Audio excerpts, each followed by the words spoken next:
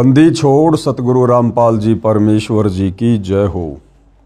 परम पिता परमात्मा सारी सृष्टि के रचनहार, कुल मालिक, असंख्य ब्रह्मांडों के स्वामी, जगत गुरु, तीनों लोकों में प्रवेश करके सबका धारण पोषण करने वाले, राजाधीराज, आत्माधार, नाथों के नाथ, देवों के देव महादेव, सर्वेश्वर महेश्वर, मृत्युंजय, अजरो अमर, आदि अनादि सनातनी प्रभु, जगत पिता जगदीश्वर, श्री श्री 1008 की उपाधि के वास्तविक अधिकारी, अकाल मूरत सौद स्वरूपी राम वासुदेव, सर्वगतम ब्रह्म, परम पूज्य, प्रथम पूज्य, परम संत, परम पुरुष, परम धनी, परम दयालु, सत्य कबीर, हक्का कबीर, अल्लाहु कबीर, अल्लाहु अकबर, बाखबर, अल्लाह ताला, जगत के तारणहार, जगत के मुक्तिदाता, जगत के जगन्नाथ, हारे के सहारे, हिंदुओं के राम, मुसलमानों के अल्लाह, सिखों के वाहिगुरु, ईसाइयों के मसीह, दया के सागर दयानिधि, करुणा के सागर करुणानिधि, स्वयंभू परिभू, संकट मोचन, कष्ट हरण, मंगल करण, दुख भंजन,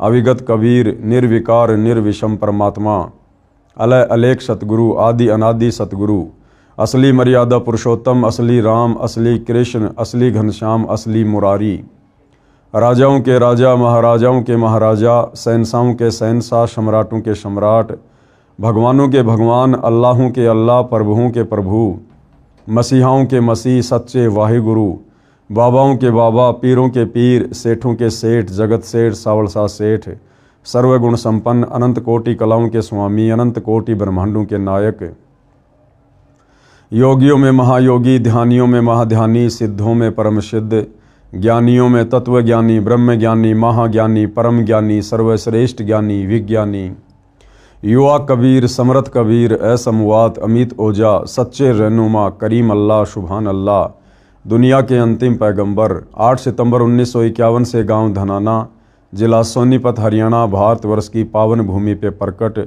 रियल कल की भगवान श्री नारायण साकार हरि, श्री बाबा साहेब नूर अनंत परमात्मा, सच्चे दरवेश, सच्चे बाखबर, संत शिरोमणि सतगुरु रामपाल जी परमेश्वर जी के चरण कमल में साध संगति से जुड़े हुए देश विदेश से आप और हम सभी सत्सेवक भाई बहनों का अनंत कोटि दंडवत प्रणाम।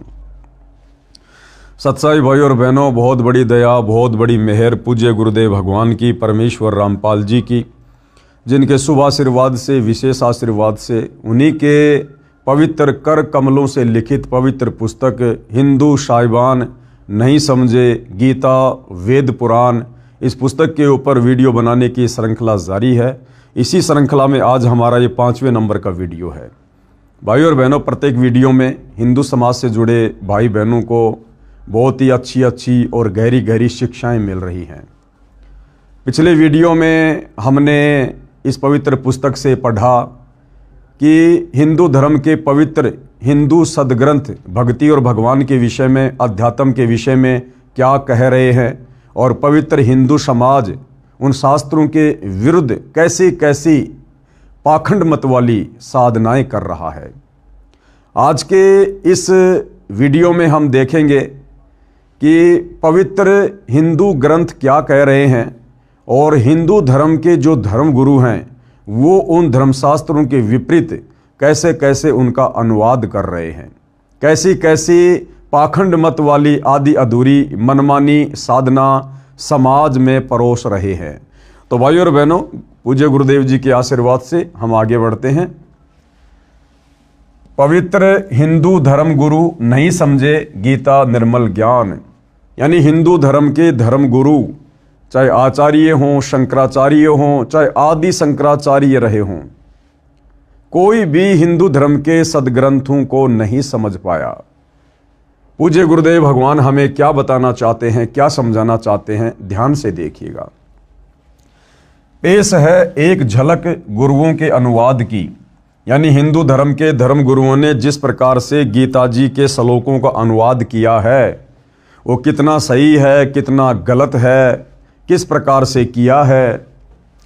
अन्य प्रमाण, गीता अध्याय 10 श्लोक 3, कृपया पढ़ें फोटोकॉपी गीता अध्याय 10 श्लोक 3 की, जो गीता प्रेस गोरखपुर से प्रकाशित व मुद्रित है, जिसके अनुवादक श्री जय दयाल गोविंदका जी हैं। यानी भाइयों और बहनों, विशेषकर हिंदू समाज में गीता प्रेस गोरखपुर से प्रकाशित जितनी भी धार्मिक पुस्तकें हैं, पुराण हैं, गीता जी हैं, वेद हैं, हर हिंदू को मान्य है। और विशेषकर जय दयाल गोविंदका जी ने जिस गीता प्रेस गोरखपुर से प्रकाशित गीता जी का अनुवाद किया है, वो तो निसंदेह समस्त हिंदू समाज को मान्य है। तो देखिएगा किस प्रकार से गीता के अनुवादकों ने गीता के श्लोकों का उल्टा अर्थ किया है। ये श्लोक आपकी आंखों के सामने है। गीता जी अध्याय 10 श्लोक 3 की फोटोकॉपी है ये माम अजम अनादिम च वेति लोक महेश्वरम अश्मूढ़ स मृतेषु सर्व पापे प्रमुचते। इधर संस्कृत है और इधर अनुवादकों ने हिंदी में अनुवाद किया है। जो मुझको अजन्मा अर्थात वास्तव में जन्म रहित अनादि और लोकों का महान ईश्वर तत्व से जानता है, वह मनुष्यों में भगवान पुरुष, ज्ञानवान पुरुष संपूर्ण पापों से मुक्त हो जाता है। यह अनुवाद किया है भाइयों और बहनों हिंदू धर्म के अनुवादकों ने गीता जी का। ये गीता अध्याय 10 श्लोक नंबर 3 की फोटोकॉपी है, जिसमें अनुवादक के द्वारा गीता ज्ञान देने वाले ब्रह्म को अजन्मा अनादि कभी न मरने वाला नाशवान भगवान कहकर संबोधित किया गया है। जबकि इसी अनुवादक ने जय दयाल गोविंदका ने जस्ट एक श्लोक पीछे, यानी ये जो फोटोकॉपी है जिसमें गीता ज्ञान देने वाले ब्रह्म को अजन्मा, जन्म रहित, अनादि और सभी लोगों का महान ईश्वर कहकर व्याख्या की गई है, इसी जय दयाल गोविंदका ने गीता जी अध्याय 10 श्लोक नंबर 2 में खुद अपने कर कमल से अनुवाद किया है कि गीता ज्ञान देने वाला नाशवान भगवान है। गीता ज्ञान देने वाले की जन्म और मृत्यु होती है। वो खुद स्वीकार कर रहा है कि अर्जुन, मेरे और तेरे बहुत से जन्म हो चुके हैं, तू नहीं जानता, मैं जानता हूं। और मेरी उत्पत्ति को ये देवता लोग, ये ऋषिगण लोग नहीं जानते, क्योंकि ये सभी मेरे से उत्पन्न हैं। तो गीता अध्याय नंबर 10 के श्लोक नंबर 2 में तो जय दयाल गोविंदका जी ने, जिन्होंने गीता के श्लोकों का अनुवाद किया है, उन्होंने गीता ज्ञान देने वाले इस ब्रह्म को नाशवान साबित किया है। और जस्ट एक श्लोक आगे गीता अध्याय 10 श्लोक नंबर 3 आपकी आंखों के सामने है। उसी अनुवादक ने गीता ज्ञान देने वाले ब्रह्म को यहां पर अजन्मा, जिसका कभी जन्म नहीं होता, वास्तव में जन्म रहित, अनादि यानी जो सबसे पहले वाला है, और लोकों का महान ईश्वर इस प्रकार से संबोधित कर दिया। तो भाइयों और बहनों, इन गीता के ज्ञान देने वालों की बुद्धि काल में इस ब्रह्म ने स्लिप कर रखी है। तत्व ज्ञान के अभाव में ये लोग एक श्लोक पहले क्या लिख रहे हैं और अगले श्लोक में फिर बिल्कुल उल्टा अनुवाद कर रहे हैं, जिस कारण से पूरा हिंदू समाज बेचारा भ्रमित होकर बैठा है भक्ति और भगवान के नाम पर। ये श्लोक आपकी आंखों के सामने है। गीता ज्ञान देने वाले को, ब्रह्म को, ब्रह्मा विष्णु महेश के पिता को, दुर्गा के पति को यहां पर अजन्मा, वास्तव में जन्म रहित, अनादि और लोकों का महान ईश्वर जो इस प्रकार तत्व से जानता है, वह मनुष्यों में ज्ञानवान पुरुष संपूर्ण पापों से मुक्त हो जाता है। आगे देखिएगा, विशेष विवेचन अब पूज्य गुरुदेव भगवान बता रहे हैं कि भाई ध्यान दो, गीता अध्याय 10 श्लोक 3 का अनुवाद गलत किया है। जो अनुवाद अभी हमने पढ़ा है, पूज्य गुरुदेव भगवान कह रहे हैं कि गीता के श्लोकों का अनुवाद करने वालों ने इस श्लोक का अनुवाद गलत किया है, जिसमें लिखा है कि गीता ज्ञान देने वाले ने कहा, जो मुझको अजन्मा, अनादि और लोकों का महान ईश्वर तत्व से जानता है, वह मनुष्यों में ज्ञानवान पुरुष संपूर्ण पापों से मुक्त हो जाता है। अनुवाद समाप्त। महा आश्चर्य। अब क्या कह रहे हैं पूज्य गुरुदेव भगवान की पुण्यात्माओं, विचार करो। महा आश्चर्य कैसे? गीता अध्याय 10 श्लोक 2 में गीता ज्ञान दाता ने कहा है कि मेरी उत्पत्ति हुई है, गीता अध्याय 10 श्लोक 2 में तो खुद गीता का ज्ञान देने वाला भगवान ये ब्रह्म कह रहा है कि अर्जुन मेरी तो उत्पत्ति हुई है, यानी मेरा तो जन्म हुआ है, और जिसका जन्म होता है उसकी मृत्यु भी होती है। गीता अध्याय 10 श्लोक 2 में गीता ज्ञानदाता ने कहा है कि मेरी उत्पत्ति हुई है, जिसका अनुवाद भी इन्हीं अनुवादकों ने किया है। फिर श्लोक 3 में तुरंत ये कहे कि मैं अजन्मा हूं, यानी अध्याय 10 के श्लोक नंबर 2 में तो गीता ज्ञान देने वाला कह रहा है कि मेरी तो उत्पत्ति हुई है, मेरा तो जन्म हुआ है, मैं नाशवान हूं, और जस्ट अगले श्लोक में कहे कि मैं तो अजन्मा हूं, तो ये बात कैसे गले उतरेगी भाई। तो इन अनुवादकों ने भी जरा सा विचार नहीं किया भाई और बहनों, और जैसा इनकी बुद्धि ने काम किया उस हिसाब से गीता के श्लोकों को ना समझकर अपने बुद्धि स्तर से काल प्रेरणा से उनका अनुवाद करके समाज में पेश कर दिया, और भोले भाले समाज ने इस आधे अधूरे ज्ञान को स्वीकार भी कर लिया। ध्यान से पढ़िएगा, गीता अध्याय 10 श्लोक 2 में गीता ज्ञानदाता ने कहा है कि मेरी उत्पत्ति हुई है, जिसका अनुवाद भी इन्हीं अनुवादकों ने किया है। फिर श्लोक 3 में तुरंत ये कहे कि मैं अजन्मा हूं, तो ये मूर्खता कही जा सकती है। परंतु गीता ज्ञानदाता ऐसी गलती नहीं कर सकता। क्या कह रहे हैं गुरुदेव भगवान कि ये गलती गीता ज्ञानदाता की नहीं है, ये गलती अनुवादकों की है, जो गीता को अच्छे से समझ नहीं पाए और गीता के श्लोकों का गलत अनुवाद कर दिया। परंतु गीता ज्ञानदाता ऐसी गलती नहीं कर सकता। ये 21 ब्रह्मांडों का मालिक है। कौन? ये ब्रह्मा विष्णु महेश का पिता, दुर्गा का पति, ब्रह्म काल। परंतु ये नाशवान है। ये गलती अनुवादकों की है, जो अपनी बुद्धि से काम न लेकर लोक वेद को ही आधार बनाकर अर्थ करते हैं। गीता अध्याय 10 श्लोक 3 का यथार्थ अनुवाद इस प्रकार है। अब पूज्य गुरुदेव भगवान सतगुरु रामपाल जी इस श्लोक का यथार्थ अनुवाद करके हमें समझा रहे हैं कि गीता ज्ञान देता काल ब्रह्म अध्याय 10 श्लोक 3 में क्या कहना चाहता है। जो माम यानी मुझको, जो मुझको, किसको? ये ब्रह्म कह रहा है, ये काल कह रहा है, गीता का ज्ञान देने वाला, जो मुझको और अजन्मा यानी वास्तव में जन्म रहित है, अनादिम, अनादिम यानी जिसकी आदि न हो, अर्थात जो सदा से है, लोक महेश्वरम, सब लोकों के महान ईश्वर यानी परम अक्षर ब्रह्म को जानता है, वह मनुष्यों में ज्ञानवान पुरुष संपूर्ण पापों से मुक्त हो जाता है। इस श्लोक का वास्तविक अर्थ तो ये है, गीता ज्ञानदाता कह रहा है कि जो इस गीता जी को पढ़कर मेरी स्थिति के बारे में जान लेता है कि मैं तो ब्रह्म हूं और ब्रह्मलोक में रहता हूं, मेरी साधना का ओम मंत्र है, मेरा जन्म होता है, मेरी मृत्यु होती है, मेरे ब्रह्मलोक में गए हुए प्राणी भी लौटकर वापस संसार में आते हैं, उनकी पूर्ण मुक्ति नहीं होती। तो कहते हैं जो मुझे जान जाता है और साथ में उस अनादि अजन्मा सभी लोकों के महान ईश्वर परम अक्षर ब्रह्म को जान जाता है, वो व्यक्ति संपूर्ण पापों से मुक्त हो जाता है, वो ज्ञानी पुरुष कहलाता है, और वो तत्वदर्शी संत की शरण में जाकर उस अजन्मा अनादि परम अक्षर ब्रह्म की भक्ति करके सदा सदा के लिए मुक्ति प्राप्त कर लेता है। इसका वास्तविक अर्थ तो ये है, जो माम यानी मुझको और अजम यानी अजन्मा यानी वास्तव में जन्म रहित, अनादिम, अनादिम का अर्थ है अनादि यानी जिसकी आदि न हो, अर्थात जो सदा से है, लोक महेश्वरम अर्थात सब लोकों के महान ईश्वर यानी परम अक्षर ब्रह्म को जानता है, वह मनुष्यों में अश्मूढ़ है यानी ज्ञानवान पुरुष, सर्व पाप यानी संपूर्ण पापों से मुक्त हो जाता है।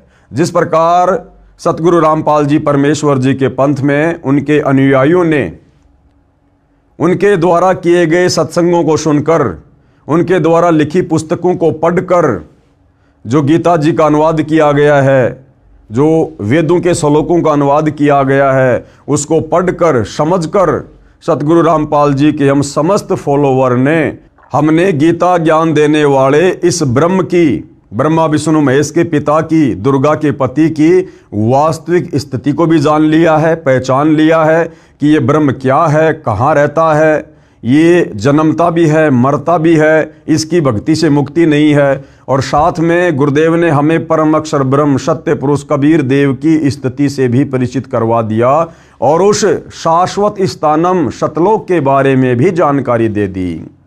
तो गीता ज्ञान देने वाला ब्रह्म अध्याय 10 श्लोक 3 में यही समझाना चाहता है कि अर्जुन, जो मेरी स्थिति से परिचित हो जाता है और जो उस अजन्मा अनादि परम अक्षर ब्रह्म की स्थिति से भली भांति परिचित हो जाता है, वो प्राणी फिर सत भक्ति करके समस्त पापों से मुक्त हो जाता है, अपनी मुक्ति का रास्ता बना लेता है। इसका वास्तविक अर्थ ये है, जबकि गीता जी के अनुवादकों ने यहाँ पर ब्रह्म को ही, गीता ज्ञान देने वाले नाशवान भगवान ब्रह्म को ही अजन्मा अनादि सभी लोगों का भगवान कहकर प्रस्तुत किया है, जो कि गलत है।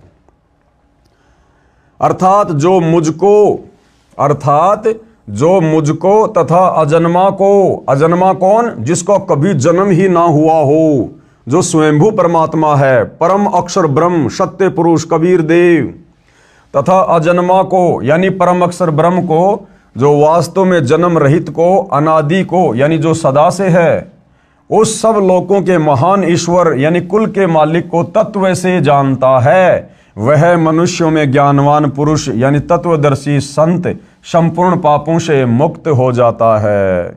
आगे गुरुदेव कह रहे हैं ध्यान देने योग्य बातें। कौन सी बातें हैं जो ध्यान देने योग्य हैं? गीता का ज्ञान बोलने वाले ने इसी गीता अध्याय 10 श्लोक 2 में कहा है कि मेरी उत्पत्ति को यानी मेरे जन्म को, यानी जन्म को न देवता लोग जानते हैं न महर्षि जन ही जानते हैं, क्योंकि मैं सब प्रकार से देवताओं और महर्षियों का आदि कारण हूँ। यानी ये ब्रह्म कह रहा है कि मेरी उत्पत्ति को, मेरे जन्म को ये देवता लोग और ये महर्षि जन नहीं जानते, क्योंकि ये सब तो मेरे से उत्पन्न हुए हैं और बेटा कभी भी अपने बाप की उत्पत्ति नहीं बता सकता। भावार्थ है कि गीता ज्ञानदाता स्वयं स्वीकार करता है कि मेरी उत्पत्ति यानी जन्म हुआ है, परंतु जितने भी देवता हैं तथा महर्षि जन हैं वे मेरी उत्पत्ति को नहीं जानते, क्योंकि वे मेरे से उत्पन्न हुए हैं। पाठक जन विचार करें कि पिता की उत्पत्ति को बच्चे तो नहीं जानते, परंतु दादाजी तो जानता है। दादाजी कौन? ये परम अक्षर ब्रह्म सत्य पुरुष कबीर देव, जिसने सभी को उत्पन्न किया। उस दादाजी यानी ग्रैंडफादर ने इस गीता ज्ञानदाता काल ब्रह्म की उत्पत्ति बताई है, कबीर परमेश्वर जी ने। आप पढ़ेंगे इसी पुस्तक में अध्याय सृष्टि रचना में, आगे चल के हम इस पर भी विशेष तौर पर जो है ध्यान देंगे।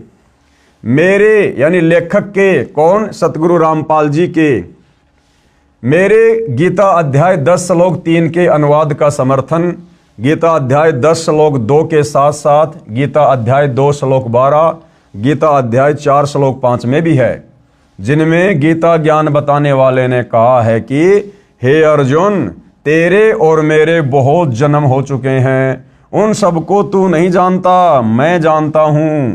गीता अध्याय 4 श्लोक 5। आगे, हे अर्जुन, मैं, तू और ये राजा लोग पहले भी जन्मे थे, आगे भी जन्मेंगे। गीता अध्याय 2 श्लोक 12, अर्थात ये सारे के सारे जन्म और मृत्यु में हैं। कृपया देखिए इसी पुस्तक के पेज नंबर 25 पर फोटोकॉपी गीता अध्याय 10 श्लोक 2, गीता अध्याय 4 श्लोक 5, गीता अध्याय 2 श्लोक 12 की, जिनके अनुवादक श्री जयदयाल गोविंदका जी ही हैं तथा प्रकाशक व मुद्रक भी गीता प्रेस गोरखपुरी है, जो दास ने आपको पहले इसी पुस्तक में जब वीडियो बन रहे थे उसमें आपको दिखाया था।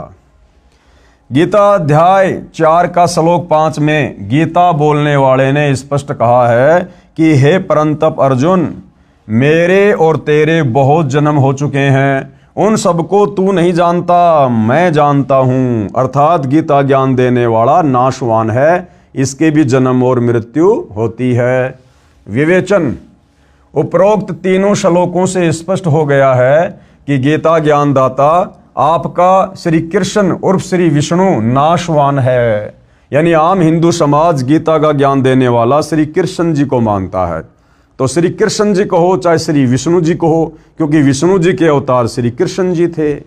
तो हिंदू समाज इस बात पर विचार करे कि आप जिस गीता ज्ञान देने वाले को भगवान मानकर, अविनाशी मानकर पूज रहे थे, ये पवित्र गीता साबित कर रही है कि गीता ज्ञान देने वाला भगवान ये ब्रह्म अविनाशी नहीं है, ये तो जन्म और मृत्यु में है। और जिसकी स्वयं की जन्म और मृत्यु होती है, भला उसकी भक्ति करके साधक कभी भी अपना जन्म और मृत्यु का दीर्घ रोग नष्ट नहीं करवा सकता है। आपका श्री कृष्ण और श्री विष्णु नाशवान है, उसकी जन्म मृत्यु होती है। अन्य प्रमाण देखो जो स्पष्ट करते हैं कि हिंदू धर्मगुरु नहीं समझे गीता का निर्मल ज्ञान। अविनाशी परमात्मा गीता बोलने वाले से अन्य है। अब क्या स्पष्ट करने जा रहे हैं पूज्य गुरुदेव भगवान इसी पवित्र गीता जी से, जो कि हिंदुओं का सर्वमान्य ग्रंथ है, कि वो अविनाशी परमात्मा, अजन्मा अनादि परमात्मा, जिसने सारी सृष्टि को रचा है, परम अक्षर ब्रह्म, सत्य पुरुष, कबीर देव, वो अविनाशी परमात्मा गीता का ज्ञान देने वाले इस नाशवान ब्रह्म से अलग है। अविनाशी परमात्मा गीता बोलने वाले से अन्य है। प्रमाण, अविनाशी परमात्मा तो गीता ज्ञान दाता यानी आपके श्री कृष्ण जी उर्फ श्री विष्णु जी से अन्य है, जो सर्व प्राणियों की उत्पत्ति करता है, यानी जिससे ये जगत व्याप्त है, यानी जिस अविनाशी परमात्मा ने, परम अक्षर ब्रह्म ने सारी सृष्टि को रचा है, वो तो गीता का ज्ञान देने वाले इस ब्रह्म से अलग है, जो सबका धारण पोषण करने वाला है। गीता ज्ञान दाता ने अर्जुन को उसकी शरण में जाने के लिए कहा है, अध्याय 18 श्लोक नंबर 62 में, कि तू सर्वभाव से उस परमेश्वर की शरण में जा। गीता ज्ञान दाता ने अर्जुन को उसकी शरण में जाने के लिए कहा है कि यदि अर्जुन तू जन्म मरण तथा जरा यानी बुढ़ापा, वृद्धावस्था से पूर्ण रूप से छुटकारा चाहता है, शाश्वत स्थान यानी अमर लोक यानी सतलोक प्राप्त करना चाहता है, तथा परम शांति चाहता है, तो मेरे से अन्य उस परमेश्वर, कौन से परमेश्वर की?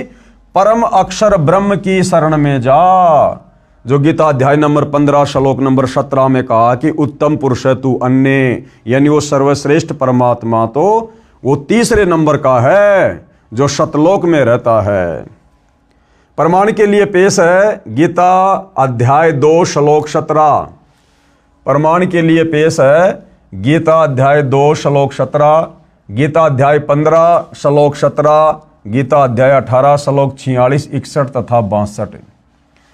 गीता अध्याय 2 श्लोक 17 में, अब ये गीता अध्याय 2 श्लोक नंबर 17 में क्या कहा गया है? गीता ज्ञान दाता ने, यानी गीता का ज्ञान देने वाले इस ब्रह्म ने, नाशवान भगवान ने अपने से अन्य अविनाशी परमेश्वर के विषय में कहा है। अविनाशी परमेश्वर कौन? जो कभी भी जन्म और मृत्यु में नहीं आता, कि नाश रहित यानी अविनाशी तो उसको जान जिससे ये संपूर्ण जगत व्याप्त है, यानी जिसने सारी सृष्टि को रचा है। इस अविनाशी का विनाश करने में यानी उसको मारने में कोई भी समर्थ नहीं है। पेश है फोटोकॉपी गीता अध्याय 2 श्लोक नंबर 17 की। अपनी आंखों से देखिए भाई और बहनों, कितना क्लियर किया गया है इस पवित्र ग्रंथ गीता में। अविनाशी तू तत् विधि येन सर्वम इदम ततम विनाशम अव्यस्य अस्य न कश्चित कृत्युम अहर्ति। एक तरफ संस्कृत है, बिल्कुल बराबर में हिंदी में अनुवाद है। अब गीता ज्ञान देने वाला ये ब्रह्म, ये नाशवान भगवान अपने से अन्य उस अविनाशी परम अक्षर ब्रह्म के विषय में अर्जुन को क्या कह रहा है? नाश रहित यानी जिसका कभी विनाश नहीं होता, नाश रहित तो तू उसको जान जिससे यह संपूर्ण दृश्य वर्ग यानी संपूर्ण जगत व्याप्त है। इस अविनाशी का विनाश करने में कोई भी समर्थ नहीं है। अपने से अन्य भगवान को गीता का ज्ञान देने वाला ब्रह्म अविनाशी कह रहा है, अजन्मा कह रहा है कि उसका नाश करने में कोई भी समर्थ नहीं है। अर्थात ये गीता का ज्ञान देने वाला ब्रह्म स्वयं अविनाशी नहीं है, इसका नाश होता है, इसका जन्म होता है, इसकी मृत्यु होती है। ये सुप्रीम गॉड नहीं है गीता का ज्ञान देने वाला। यही प्रमाण गीता अध्याय 18 श्लोक 46 में भी है। इसमें भी गीता ज्ञान दाता ने यानी ब्रह्म ने अपने से अन्य परमेश्वर के विषय में कहा है, परम अक्षर ब्रह्म के विषय में, कि जिस परमेश्वर से संपूर्ण प्राणियों की उत्पत्ति हुई है और जिससे ये समस्त जगत व्याप्त है, उस परमेश्वर की अपने स्वाभाविक कर्मों द्वारा पूजा करके मनुष्य परम सिद्धि को प्राप्त हो जाता है। यहां भी गीता बोलने वाले ने अपने से अन्य परमेश्वर के विषय में कहा है। आगे देखिए भाई और बहनों, पेश है गीता अध्याय 18 श्लोक 46 की फोटोकॉपी। ये संस्कृत में श्लोक आप जी की आंखों के सामने है, पढ़ सकते हैं, देख सकते हैं। जिस परमेश्वर से संपूर्ण प्राणियों की उत्पत्ति हुई है, कौन कह रहा है? गीता का ज्ञान देने वाला ब्रह्म। ये काल ब्रह्म, ब्रह्मा विष्णु महेश का पिता, दुर्गा का पति, अर्जुन से साफ साफ कह रहा है अपने से अन्य उस परम अक्षर ब्रह्म की ओर, सर्वश्रेष्ठ परमात्मा की ओर संकेत करते हुए कि जिस परमेश्वर से संपूर्ण प्राणियों की उत्पत्ति हुई है और जिससे यह समस्त जगत व्याप्त है, उस परमेश्वर की अपने स्वाभाविक कर्मों द्वारा पूजा करके मनुष्य परम सिद्धि को प्राप्त हो जाता है। अब ये स्वाभाविक ये कर्म क्या है? जब हम सतगुरु रामपाल जी से उपदेश लेकर शास्त्र अनुकूल सत भक्ति ग्रहण करेंगे तो सतगुरु रामपाल जी परमेश्वर हमें जो भक्ति बताएंगे, उस भक्ति को हमने अपना कार्य करते करते, यानी जो किसान है अपनी किसानी कर रहा है, दुकानदार अपनी दुकानदारी कर रहा है, यानी कार्य करते करते हमने अपने गुरु के वचन और मर्यादाओं में रहकर उस भक्ति को सफल करना है, जिससे हमारी मुक्ति होगी। यही प्रमाण गीता अध्याय 15 श्लोक 17 में भी है। यानी गीता अध्याय 15 श्लोक नंबर 17 में भी गीता का ज्ञान देने वाला ये ब्रह्म क्या कह रहा है कि अविनाशी व सबका धारण पोषण करने वाला वह पुरुषोत्तम परमात्मा, तो पुरुषोत्तम यानी सभी पुरुषों में उत्तम, पुरुष यानी भगवान, और पुरुषोत्तम यानी सभी भगवानों में सर्वश्रेष्ठ भगवान, वह पुरुषोत्तम परमात्मा तो गीता ज्ञान देने वाले से अन्य ही बताया है। पेश है गीता अध्याय 15 श्लोक 17 की फोटोकॉपी। देखो भाई और बहनों, सौभाग्य है आपका, जो भी बात बोली जा रही है साथ में प्रमाण दिए जा रहे हैं ताकि किसी भी प्रकार की शंका भगत समाज को ना रहे। तो ये गीता अध्याय 15 श्लोक नंबर 17 की फोटोकॉपी है, जिसमें क्या कहा गया है? गीता ज्ञान देने वाला ब्रह्म, ब्रह्मा विष्णु महेश का पिता, दुर्गा का पति, ये ज्योति निरंजन क्या कह रहा है? उत्तम पुरुष है तू अन्य, यानी सर्वश्रेष्ठ परमात्मा तो अन्य ही है। परमात्मा इति उदारत है, जिसको वास्तव में परमात्मा कहा जा सकता है। ये लोकत्रयम अवश्य विभर्ति अवय ईश्वर। उत्तम पुरुष तो अन्य ही है, उत्तम यानी सर्वश्रेष्ठ, पुरुष यानी भगवान तो अन्य ही है। कौन कह रहा है? गीता का ज्ञान देने वाला, कि वो सर्वश्रेष्ठ भगवान उत्तम पुरुष तो मेरे से अन्य है, जो तीनों लोकों में प्रवेश करके और सबका धारण पोषण एवं अविनाशी परमेश्वर और परमात्मा इस प्रकार कहा गया है। क्लियर कर दिया गीता अध्याय 15 श्लोक नंबर 17 में गीता का ज्ञान देने वाले ब्रह्म ने कि अर्जुन, मैं सर्वश्रेष्ठ परमात्मा नहीं हूं, मैं अविनाशी परमात्मा नहीं हूं, मेरी तो जन्म और मृत्यु होती है, मेरी भक्ति से पूर्ण मुक्ति नहीं हो सकती है, मेरी भक्ति करने वाले प्राणी 84 लाख योनियों में जाकर कष्ट भोगने से नहीं बच सकते, मेरी भक्ति करने वाले साधक नरक भोगने से नहीं बच सकते। यदि तूने इन सभी दुखों से छुटकारा चाहिए, पूर्ण मुक्ति चाहिए, शाश्वत स्थानम सतलोक चाहिए, तो आपने मेरे से अन्य उस उत्तम पुरुष की भक्ति करनी पड़ेगी, परम अक्षर ब्रह्म की भक्ति करनी पड़ेगी, जिसकी जानकारी गीता अध्याय 4 श्लोक नंबर 34 में बताया कि तू तत्वदर्शी संत की खोज कर। तो भाई और बहनों, बड़े सौभाग्य से वो तत्वदर्शी संत वर्तमान में धरती पर सतगुरु रामपाल जी हैं, जिनके पास में संपूर्ण यथार्थ आध्यात्मिक ज्ञान है, पूर्ण मुक्ति का पूर्ण मार्ग है।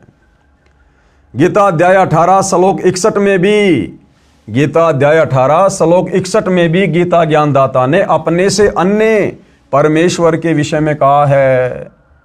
18वें अध्याय के 61वें श्लोक में भी गीता का ज्ञान देने वाले ब्रह्म ने, इस ज्योति निरंजन ने, काल ब्रह्म ने, दुर्गा के पति ने, ब्रह्मा विष्णु महेश के पिता ने अपने से अन्य उस सर्वश्रेष्ठ परमात्मा की ओर इशारा किया है। गीता अध्याय 18 श्लोक 61 में भी गीता ज्ञानदाता ने अपने से अन्य परमेश्वर के विषय में कहा है कि हे अर्जुन, शरीर रूप यंत्र में आरूढ़ हुए संपूर्ण प्राणियों को अंतर्यामी परमेश्वर अपनी माया यानी शक्ति से उनके कर्मों के अनुसार भ्रमण करवाता हुआ सब प्राणियों के हृदय में स्थित है। इसमें गीता ज्ञानदाता ने अपने से अन्य अंतर्यामी परमेश्वर का ज्ञान करवाया है, जो सबके हृदय रूपी गुफा में बैठा हुआ है और जिसकी शक्ति से सभी प्राणी चल रहे हैं और जो कर्मों के अनुसार सभी को फल देता है। अपने से अन्य परमेश्वर के विषय में जानकारी दे रहा है। पेश है फोटोकॉपी गीता अध्याय 18 श्लोक 61 की। ये श्लोक है भाइयों और बहनों आपकी आंखों के सामने। इसका अनुवाद पूज्य गुरुदेव भगवान ने यहां किया है। हे अर्जुन, शरीर रूप यंत्र में आरूढ़ हुए संपूर्ण प्राणियों को अंतर्यामी परमेश्वर अपनी माया से उनके कर्मों के अनुसार भ्रमण कराता हुआ सब प्राणियों के हृदय में स्थित है। ये अनुवाद सतगुरु रामपाल जी ने नहीं किया, ये अनुवाद गीता के अनुवादकों ने किया है, जय दयाल गोविंदका जी ने किया है। और ये अनुवाद स्पष्ट रूप से संकेत कर रहा है, यानी गीता का ज्ञान देने वाला भगवान अपने से अन्य किसी और अंतर्यामी परमेश्वर की तरफ संकेत कर रहा है कि जो सर्व प्राणियों को अपनी शक्ति से चलाता है और सभी प्राणियों को कर्मों के अनुसार फल देता है।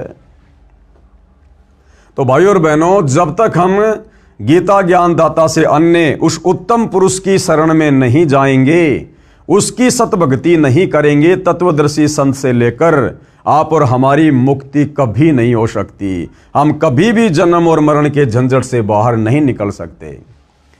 अब पेश है प्रमाण, जिसमें गीता ज्ञानदाता ने गीता अध्याय 18 के श्लोक 62 में भी अपने से अन्य परमेश्वर की शरण में जाने की राय दी है। कहा है कि हे भारत, तू सब प्रकार से उस परमेश्वर की शरण में जा जिसके विषय में ऊपर कहा है। उस परमात्मा की कृपा से ही तू परम शांति को तथा सनातन परम धाम यानी अमर लोक सतलोक को प्राप्त होगा, यानी सतलोक का कभी भी विनाश नहीं होता। वह परमेश्वर कौन है, उसके विषय में गीता ज्ञान बोलने वाले ने गीता अध्याय 8 श्लोक 3 में बताया है कि वह परम अक्षर ब्रह्म है। क्या नाम है उसका? जिसकी शरण में जाने के बाद, जिसके सतलोक में जाने के बाद ये प्राणी फिर कभी जन्म और मृत्यु में नहीं आता, सदा सदा के लिए वहाँ पर सुख भोगता है। उस सतलोक में कोई दुख नहीं, कोई कष्ट नहीं, कोई लड़ाई झगड़ा नहीं, वहाँ कोई नरक नहीं है, 84 लाख योनियाँ नहीं हैं, वहाँ जीव की कभी मृत्यु नहीं होती है, वहाँ कभी बुढ़ापा नहीं है, वहाँ अखंड भंडारे हैं, सुख ही सुख हैं, सर्व वहाँ पर साधन मुफ्त में उपलब्ध हैं उस परम अक्षर ब्रह्म की रजा से, उसकी कृपा से। तो वहाँ जाने के बाद ही हमारे को परम शांति मिल सकती है, क्योंकि जब तक हम जन्मेंगे मरेंगे हम कभी भी परम शांति को प्राप्त नहीं हो सकते। जहाँ जन्म और मरण नहीं होगा वहीं जाकर हमें परम शांति मिलेगी, और वो परम शांति उस परम अक्षर ब्रह्म के सतलोक में है, सतलोक में। पेश है फोटोकॉपी गीता अध्याय 18 श्लोक 62 की। तम एवं शरणम गच्छ सर्वभावेन भारत, तत्प्रसादात् प्राम शांतिम स्थानम प्रापेसी शाश्वतम। हे भारत यानी हे अर्जुन, कौन कह रहा है? गीता का ज्ञान देने वाला भगवान। हे भारत, तू सब प्रकार से उस परमेश्वर की ही शरण में जा। सब प्रकार से यानी इस ब्रह्म की भक्ति भी छोड़ दे, देवी देवताओं की भक्ति भी छोड़ दे, ये दुनिया भर के पाखंड पूजा, ये कर्म कांड सब कुछ छोड़ दे। तुझे तत्वदर्शी संत जो शत भक्ति दे, जो मंत्र दे, जो धर्म यज्ञ की जानकारी दे, केवल तूने उसकी मर्यादा में रहकर उतना ही करना है, फिर तेरा मोक्ष निश्चित है। इसको कहते हैं सर्वभाव से, सब प्रकार से, तन मन धन से समर्पित होकर। हे भारत, सब प्रकार से उस परमेश्वर की ही शरण में जा, उस परमात्मा की कृपा से ही। अब देखो, गीता ज्ञान देने वाला अपने से अन्य किसी और परमात्मा की शरण में जाने के लिए कह रहा है। उस परमात्मा की कृपा से ही तू परम शांति को तथा सनातन परम धाम को, सनातन परम धाम यानी वो सबसे पहले वाला स्थान जो कभी भी विनाश में नहीं आता, जहां कभी कोई प्रलय नहीं होती, महाप्रलय नहीं होती है, जिसका कभी विनाश नहीं होता है। कहते हैं उस परमात्मा की कृपा से तू उस परम शांति को तथा सनातन परम धाम को प्राप्त होगा। तो भाइयों और बहनों, गीता जी बिल्कुल शब्दा शब्द क्लियर कर रही है कि गीता का ज्ञान देने वाला सर्वश्रेष्ठ परमात्मा नहीं है। गीता ज्ञान देने वाले की भक्ति करने से मुक्ति नहीं हो सकती है। पवित्र गीता जी के अनुवादकों की अज्ञानता का प्रमाण पेश है हिंदू धर्मगुरु साहिबानों की सरेआम अज्ञानता व शब्दों के अर्थों के अनर्थ का प्रमाण।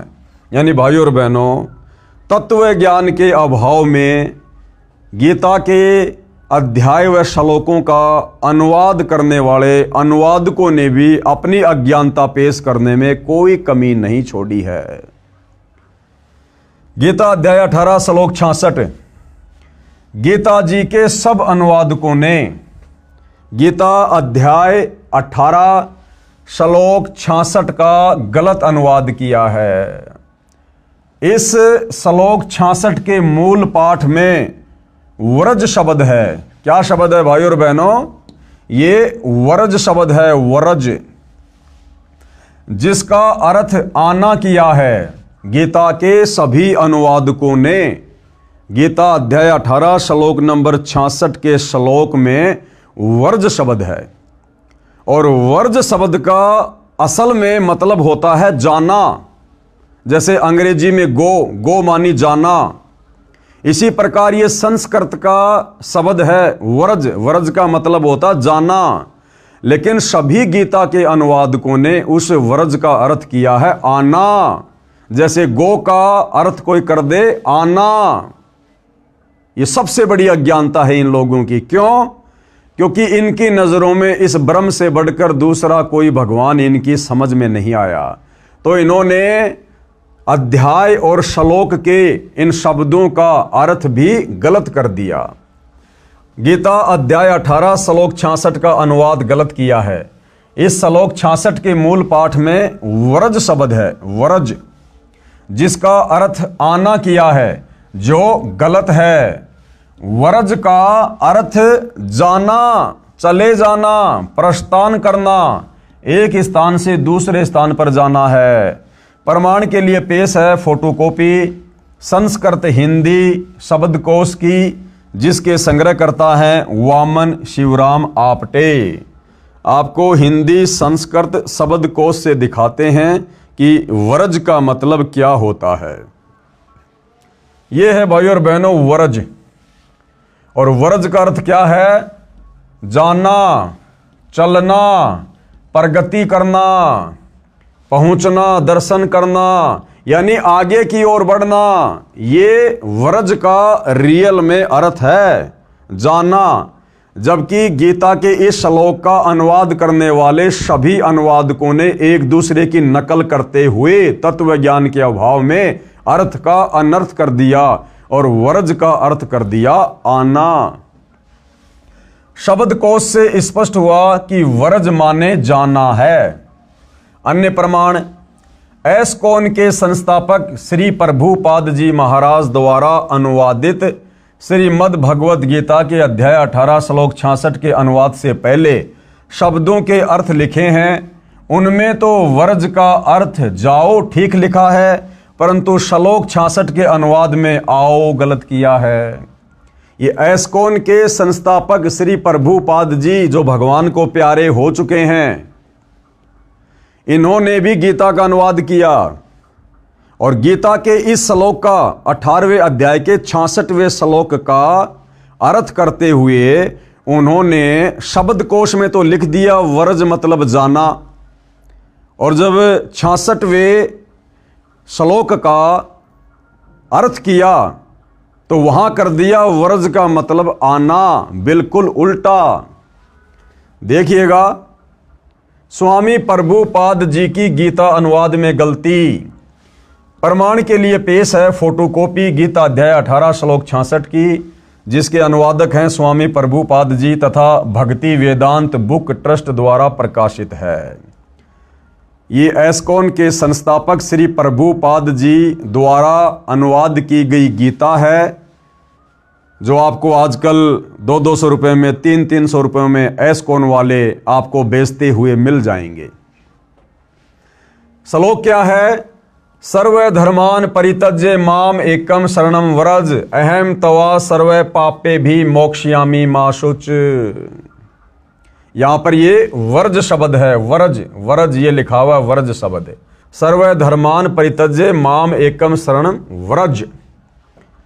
अब देखो, सर्वधर्मान यानी समस्त प्रकार के धर्म, परित्यज्य यानी त्याग कर, माम यानी मेरी, एकम यानी एकमात्र, शरणम यानी शरण में, व्रज मानी जाओ, व्रज मानी जाओ। अब देखो भाई और बहनों, शब्दों के जो अर्थ किए हैं उनमें तो व्रज का अर्थ लिख दिया जाओ, और जब इसका अनुवाद करेगा वहां पर लिख दिया आ जाओ।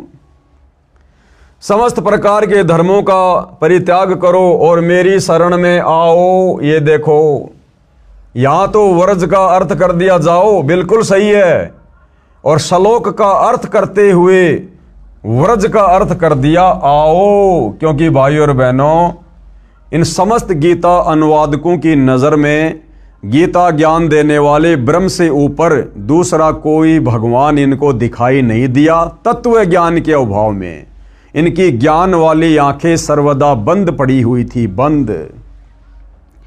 आगे चलिए भाई और बहनों,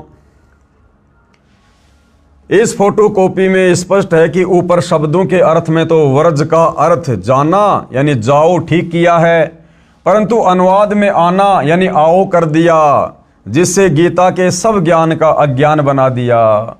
कारण यही रहा कि इन गुरुजनों को श्री कृष्ण से आगे का ज्ञान ही नहीं है, इनको अपने सदग्रंथों का भी ज्ञान नहीं है, इसलिए लिख दिया कि मेरी शरण में आ जा। यानी इन अनुवादकों ने देखा कि भैया गीता अध्याय नंबर 18 श्लोक नंबर 66 कि सर्वधर्मान परित्यज्य माम एकम शरणम व्रज अहम तवा सर्व पापे भी मोक्ष्यामि मा शुच। इन्होंने देखा कि भगवान अपने से अन्य और किसकी शरण में जाने के लिए कह रहे हैं? व्रज यानी जाना, कि हे अर्जुन, तू सब प्रकार से मेरे निमित्त, मेरे लेवल की जितनी भी पूजा भक्ति साधना जप तप की कमाई है वो मुझे समर्पित कर दे, और तू उस एकमात्र अद्वितीय परमात्मा की शरण में जा, मैं तुझे सब प्रकार के पापों से बंधनों से मुक्त कर दूंगा। इसका रियल अर्थ तो है ये। और जब इन अनुवादकों ने यह श्लोक पढ़ा, क्योंकि इनकी बुद्धि तो श्री कृष्ण जी से ऊपर जा ही नहीं रही थी कि इनसे ऊपर तो कोई भगवान है ही नहीं, तत्व ज्ञान इनको था नहीं, तो इन्होंने देखा कि यहां पर श्री कृष्ण जी यानी ब्रह्म अपने से अन्य किसी और की शरण में जाने के लिए क्यों कह रहे हैं? इनसे ऊपर और कौन भगवान है? तो इनकी समझ में भाई और बहनों गीता के श्लोक नहीं आए, तो इन्होंने व्रज का मतलब कर दिया वापस आना, क्योंकि ये श्री कृष्ण जी से ऊपर किसी और को भगवान नहीं मानते थे, तो इन्होंने अर्थों का अनर्थ कर दिया। अब बताओ, जब हमारे गीता अनुवादकों को ही गीता जी का ज्ञान नहीं, तत्व ज्ञान नहीं, शास्त्रों का ज्ञान नहीं, सर्वश्रेष्ठ परमात्मा की जानकारी नहीं, जबकि यही गीता जी और यही गीता का ज्ञान देने वाला ब्रह्म चीख चीख कर कह रहा है, अध्याय 2 श्लोक नंबर 17 कि मेरे से अन्य वो सर्वश्रेष्ठ परमात्मा है जो अजन्मा है, अनादि है, सभी लोगों को जिसने बनाया है, तू सर्वभाव से उसकी शरण में जा। लेकिन ये गीता के अनुवादक वहां तक नहीं पहुंच पाए तत्वदर्शी संत की शरण के अभाव में, और इन्होंने श्लोकों के अर्थों का भी अनर्थ कर दिया। इनको अपने सदग्रंथों का भी ज्ञान नहीं है, इसलिए लिख दिया कि मेरी शरण में आ जा। गीता अध्याय 18 श्लोक 62 में गच्छ शब्द है जिसका अर्थ भी जाना है, वहां ठीक कर दिया। जब श्लोक 62 में गीता ज्ञानदाता अपने से अन्य उस परमेश्वर यानी तत्व ब्रह्म यानी परम अक्षर ब्रह्म की शरण में जाने को कह रहा है, श्लोक 66 में अपनी शरण में आने को नहीं कहा, क्योंकि गीता अध्याय 2 श्लोक 7 में अर्जुन ने कहा कि मैं आपकी शरण हूं, यानी अर्जुन शरण में तो पहले से ही था। फिर यह कहना कि मेरी शरण में आ जा न्याय संगत भी नहीं है। यह अध्यात्म ज्ञान का टोटा है हमारे इन धर्म गुरुओं का, जिनको हम विद्वान माना करते थे और भक्ति के सर्वश्रेष्ठ मार्गदर्शक माना करते थे। इन लोगों को तो अब पता चला सतगुरु रामपाल जी के ज्ञान से कि इन हमारे अनुवादकों को, धर्म गुरुओं को तो भक्ति मार्ग की ABCD का भी पता नहीं था। पेश है लेखक द्वारा किया इस श्लोक का यथार्थ अनुवाद। लेखक कौन? सतगुरु रामपाल जी ने अब गीता अध्याय 18 श्लोक 66 का यथार्थ सही अनुवाद किया है, जो इस प्रकार है। सर्वधर्मान परित्यज्य माम एकम शरणम व्रज। सर्वधर्मान परित्यज्य माम कौन कह रहा है? ये गीता ज्ञान देने वाला ब्रह्म अर्जुन से कह रहा है कि अर्जुन, मेरे लेवल की जो साधना है, ओम नाम की जो कमाई है और जो भी धर्म कर्म की कमाई है, वो तू मुझे समर्पित कर दे।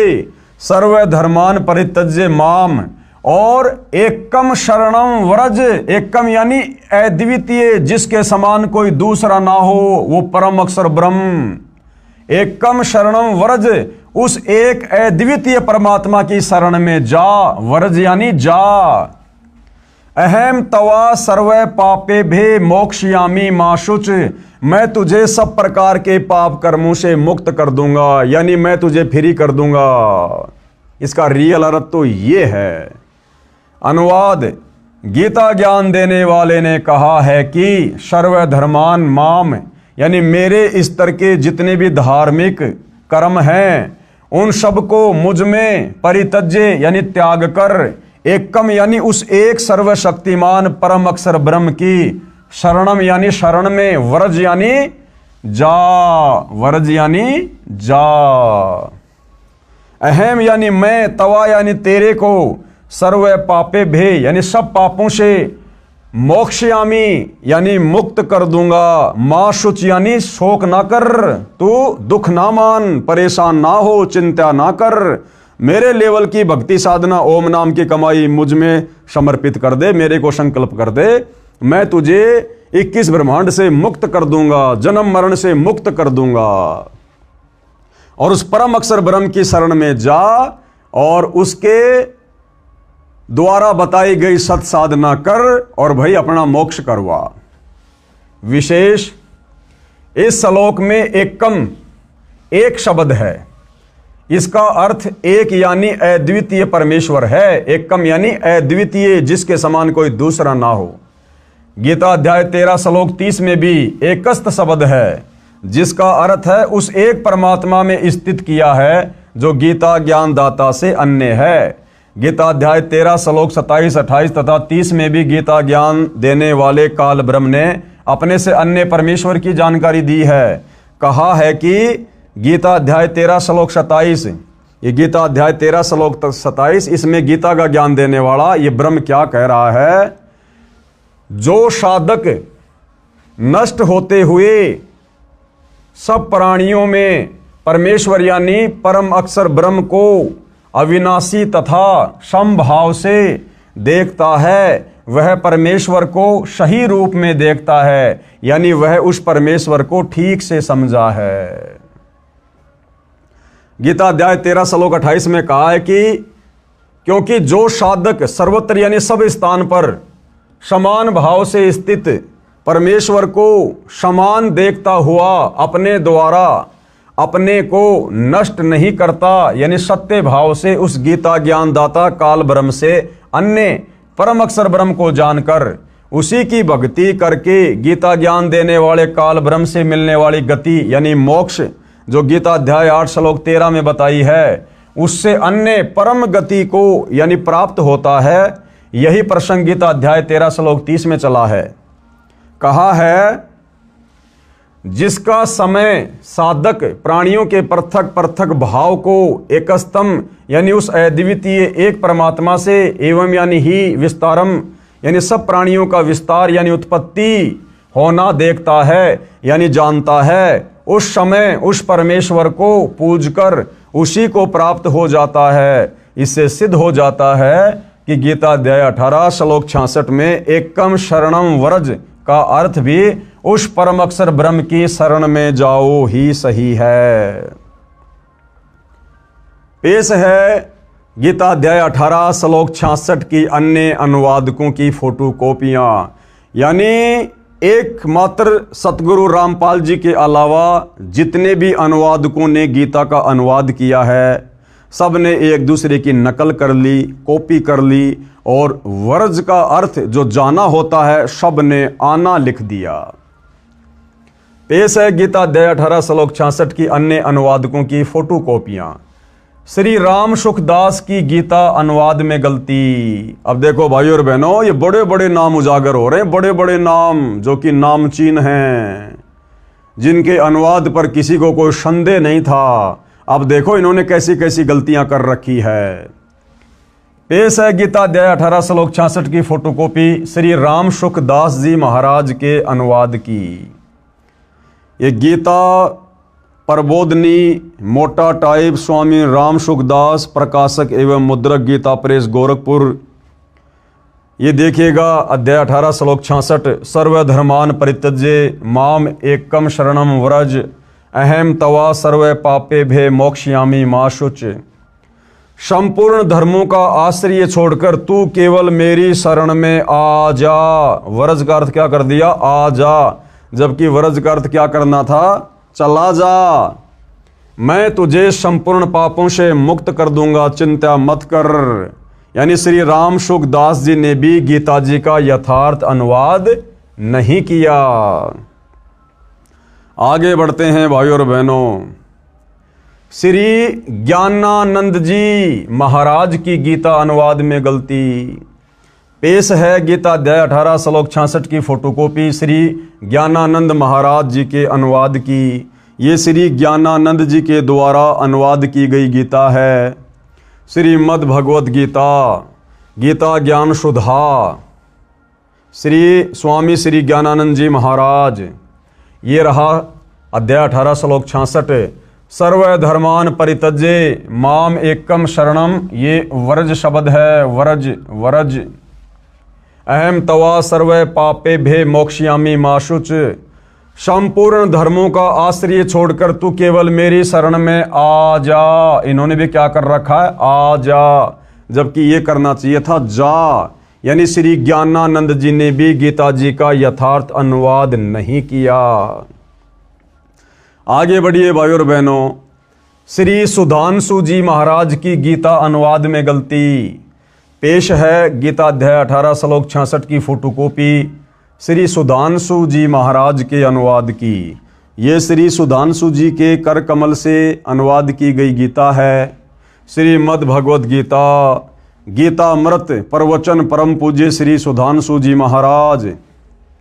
अध्याय 18 श्लोक 66 सर्वधर्मान परित्यज्य माम एकम शरणम व्रज। ये व्रज शब्द है।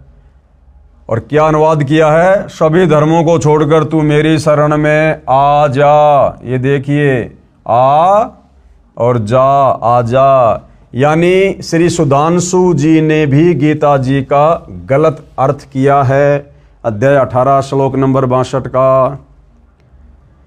अब देखिए भाई और बहनों, श्री आसाराम जी महाराज की गीता अनुवाद में गलती। पेश है गीता अध्याय 18 श्लोक 66 की फोटोकॉपी श्री आसाराम जी महाराज के अनुवाद की। श्रीमद् भगवद गीता महात्म्य श्लोक अनुवाद महिला उत्थान ट्रस्ट संत श्री आसाराम जी आश्रम। अध्याय 18 श्लोक 66। सर्वधर्मान परित्यज्य माम एकम शरणम व्रज, ये व्रज शब्द है। और अनुवाद क्या किया है? संपूर्ण धर्मों को अर्थात संपूर्ण कर्तव्यों को मुझ में त्याग कर तू केवल एक मुझ सर्वशक्तिमान सर्वाधार परमेश्वर की शरण में आ जा। अरे वो तो पहले से ना उसकी शरण में है, वो तो अपने से अन्य किसी और सर्वश्रेष्ठ परम अक्षर ब्रह्म की शरण में जाने के लिए कह रहा है। लेकिन सब ने एक दूसरे की अनुवाद करते समय नकल कर रखी है। तो श्री आसाराम जी के द्वारा किया गया अनुवाद भी गलत है, रॉन्ग है। श्री अड़गड़ानंद जी महाराज की गीता अनुवाद में गलती। भाई और बहनों, इनके तो नाम से साबित हो जाता है कि श्री अड़गड़ानंद जी महाराज ने तो गीता के अध्याय 18 श्लोक 66 का अनुवाद करते समय अपना अड़ंगा अड़ाना ही अड़ाना था। पेश है गीता अध्याय 18 श्लोक 66 की फोटोकॉपी श्री अड़गड़ानंद जी महाराज के अनुवाद की। श्रीमद् भगवद गीता यथार्थ गीता मानव धर्मशास्त्र कहाँ से प्रकाशित है? आपकी आंखों के सामने है। अध्याय 18 श्लोक 66। सर्वधर्मान परित्यज्य माम एकम शरणम व्रज, ये व्रज शब्द है। क्या अर्थ किया है? संपूर्ण धर्मों को त्याग कर, अर्थात मैं ब्राह्मण श्रेणी का करता हूँ या शूद्र श्रेणी का, क्षत्रिय हूँ अथवा वैश्य, इसके विचार को त्याग कर केवल एक मेरी अनन्य शरण को प्राप्त हो। बताओ, उसी की शरण में आने को कह रहा है। अरे वो पहले से उसकी शरण में ना है भाई। मैं तुझे संपूर्ण पापों से मुक्त कर दूंगा, तू शोक मत कर। सब ने एक दूसरे की कॉपी पेस्ट कर रखी है।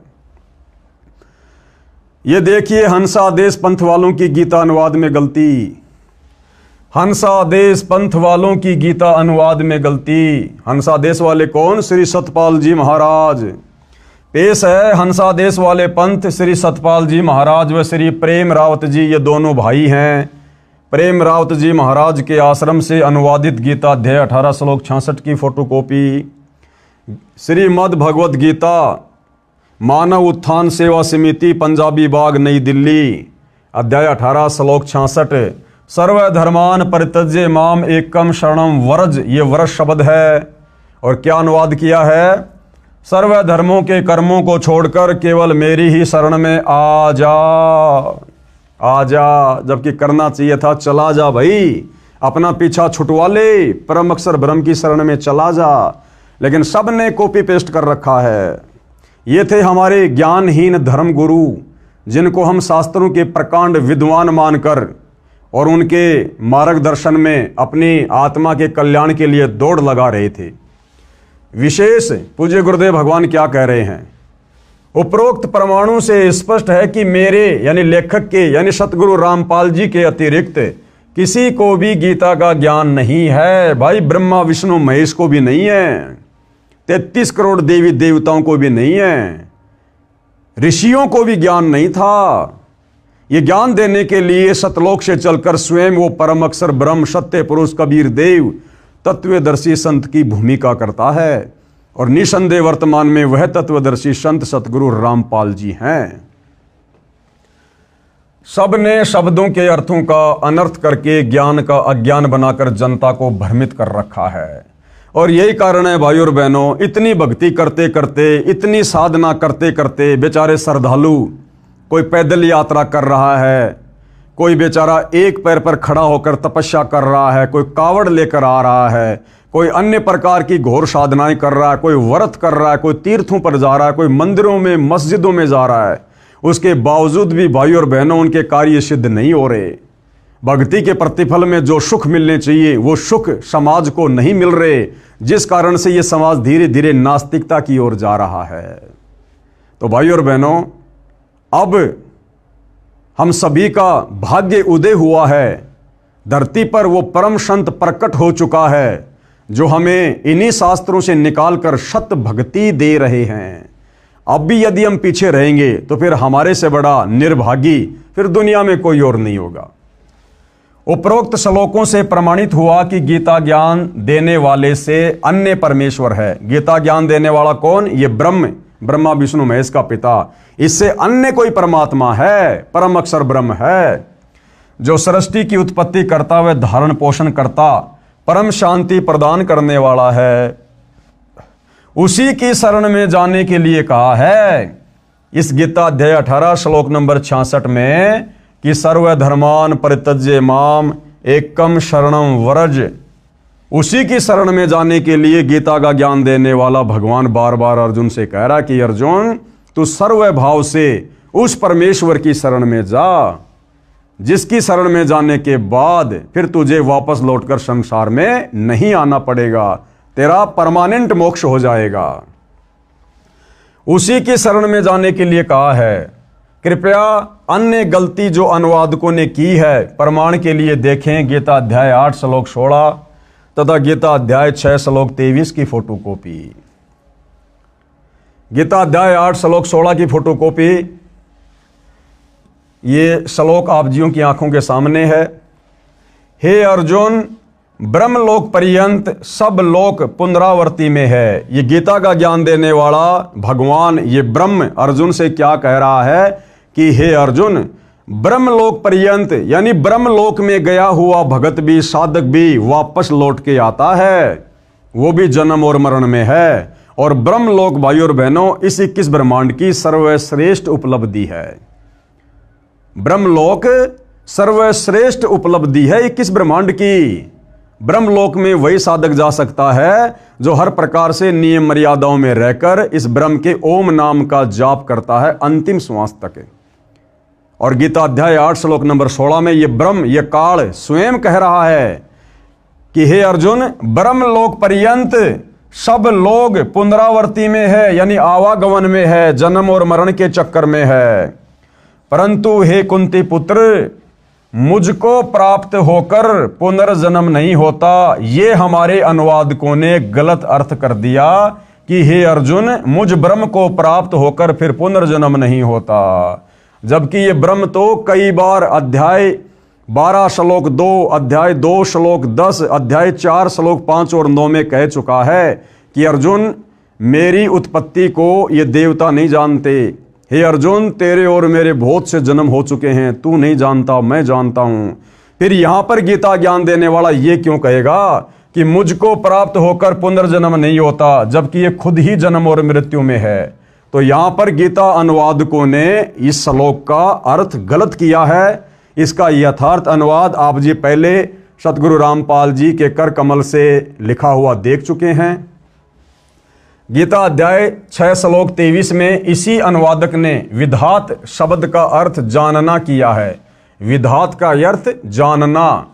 यदि गीता अध्याय 8 श्लोक 16 में विद्यते का अर्थ जानना कर दिया जाए तो सरलार सही हो जाता है, लेकिन इनको तत्व ज्ञान नहीं था और श्री कृष्ण जी से ऊपर ये किसी और को परमात्मा नहीं जानते थे, इसलिए घुमा फिराकर श्री कृष्ण जी पर ही वापस बात को ले आए। गीता अध्याय 6 श्लोक 23 की फोटोकॉपी। ये श्लोक आप जियों की आंखों के सामने है। क्या कहा गया है? दुख रूप संसार के संयोग से रहित तथा जिसका नाम योग है उसको जानना चाहिए। वह योग यानी भक्ति न उकताते हुए अर्थात धैर्य और उत्साह युक्त चित्त से निश्चय पूर्वक करना कर्तव्य है। गीता अध्याय 15 श्लोक 17 में उसी परम अक्षर ब्रह्म का वर्णन है। गीता अध्याय 15 श्लोक 17 में उसी परम अक्षर ब्रह्म का वर्णन है कि उत्तम पुरुष तू अन्य परमात्मा इति उदाहरते। गीता ज्ञानदाता ने कहा है उत्तम पुरुष तू अन्य यानी पुरुषोत्तम यानी सर्वश्रेष्ठ प्रभु तो मेरे से अन्य ही है। जो परमात्मा इति उदाहरते यानी परमात्मा इस प्रकार कहा गया है, ये यानी जो लोकत्रयम यानी तीनों लोक में आविश्य यानी प्रवेश करके विभर्ति यानी सबका धारण पोषण करता है तथा अव्यय यानी अविनाशी ईश्वर यानी वो परमेश्वर है। ध्यान रहे गीता अध्याय 8 श्लोक 8, 9, 10, 20 व 23 में तथा गीता अध्याय 18 श्लोक 61, 62 तथा 66 में भी इसी परम अक्षर ब्रह्म की महिमा है। कहा है कि जो परम अक्षर ब्रह्म यानी कबीर देव सत्य पुरुष सर्वस्य धातारम यानी सबका धारण पोषण करने वाला है, उस परमम दिव्यम पुरुषम यानी परम दिव्य पुरुष यानी सच्चिदानंद घन ब्रह्म परमेश्वर को भजता है, उसी को प्राप्त होता है। जो गीता ज्ञानदाता से उत्तम है, श्रेष्ठ है, यानी पुरुषोत्तम है, पुरुषों में यानी भगवानों में उत्तम है, श्रेष्ठ है, वह तो अन्य है। यानी गीता ज्ञानदाता अपने से अन्य पुरुषोत्तम की यहां पर बात कर रहा है, परमेश्वर की बात कर रहा है कि वो उत्तम पुरुष जो तीनों लोकों में प्रवेश करके सबका धारण पोषण करता है, वो तो मुझ गीता ज्ञान देने वाले ब्रह्म से अन्य है। गीता ज्ञान देने वाले ने गीता अध्याय 18 श्लोक 62 में उसी परम अक्षर ब्रह्म की शरण में जाने को कहा है। यानी भाइयों और बहनों, बार बार गीता का ज्ञान देने वाला हिंदू भाई बहन जिसे श्री कृष्ण मानते हैं, विद्वान जिसको ब्रह्म कहते हैं, वो बार बार यही कह रहा है कि भैया गधा कुत्ता शुअर बनना है, नरक भोगना है, कष्ट भोगने हैं, तो भैया मेरे ओम नाम की साधना कर ले, या नीचे के देवी देवताओं की साधना कर ले, भैया तेरी मर्जी। और अगर तुझे परम शांति चाहिए, जन्म मरण से छुटकारा चाहिए, सतलोक में जाना है, तो भैया उस परम अक्षर ब्रह्म की भक्ति कर ले। और उस परम अक्षर ब्रह्म की भक्ति तुझे तत्वदर्शी संत बताएगा, उसकी शरण में जा। इसके अलावा और कोई ऑप्शन धरती पर नहीं है। उस परम अक्षर ब्रह्म की भक्ति का मंत्र गीता अध्याय 17 श्लोक 23 में बताया है। अब उस परम अक्षर ब्रह्म सत्य पुरुष कबीर देव की भक्ति का, उसके सतलोक में जाने का मंत्र गीता अध्याय 17 श्लोक नंबर 23 में बताया है। ओम तत् सत इति निर्देश ब्रह्मण त्रिविध समर्थ। कहा है कि ओम तत् सत इति निर्देश, यानी केवल ये 3 मंत्र के जाप का ही निर्देश है। ओम तत् सत, ये ओम तो सीधा सीधा भाई और बहनों गीता ज्ञान देने वाले काल ब्रह्म का है, जो आपने पहले गीता अध्याय 8 श्लोक नंबर 13 में पढ़ा। खुद ये ब्रह्म कह रहा है कि ओम इति एक अक्षर माम ब्रह्म अनुस्मरण ये प्रयाति तजन देहम सयाति परमाम गतम। कि भाई अर्जुन, मेरे ब्रह्मलोक में जाने का मैं जितना तुझे सुख दे सकता हूं थोड़े बहुत समय के लिए, उसके लिए मेरी भक्ति का केवल एक ओम मंत्र है। उस ओम मंत्र का जाप करके तो भाई मेरे ब्रह्मलोक में आ सकता है, लेकिन मेरा ब्रह्मलोक भी परमानेंट नहीं है, उसका भी विनाश होता है। और ब्रह्मलोक में रहने वाले साधक का भी विनाश होता है, वो भी जन्म और मृत्यु में आता है। तो ये ओम तो सीधा सीधा गीता का ज्ञान देने वाले इस ब्रह्म का मंत्र है। ये तत् और सत, ये उस परम अक्षर ब्रह्म का मंत्र है, सतलोक जाने का मंत्र है। लेकिन कोई भाई ओम तत् सत करने लग जाए, ये कोई भक्ति नहीं है, ये कोई मंत्र नहीं है। ओम तो सीधा सीधा इस ब्रह्म का मंत्र है। तत् और सत ये सांकेतिक है।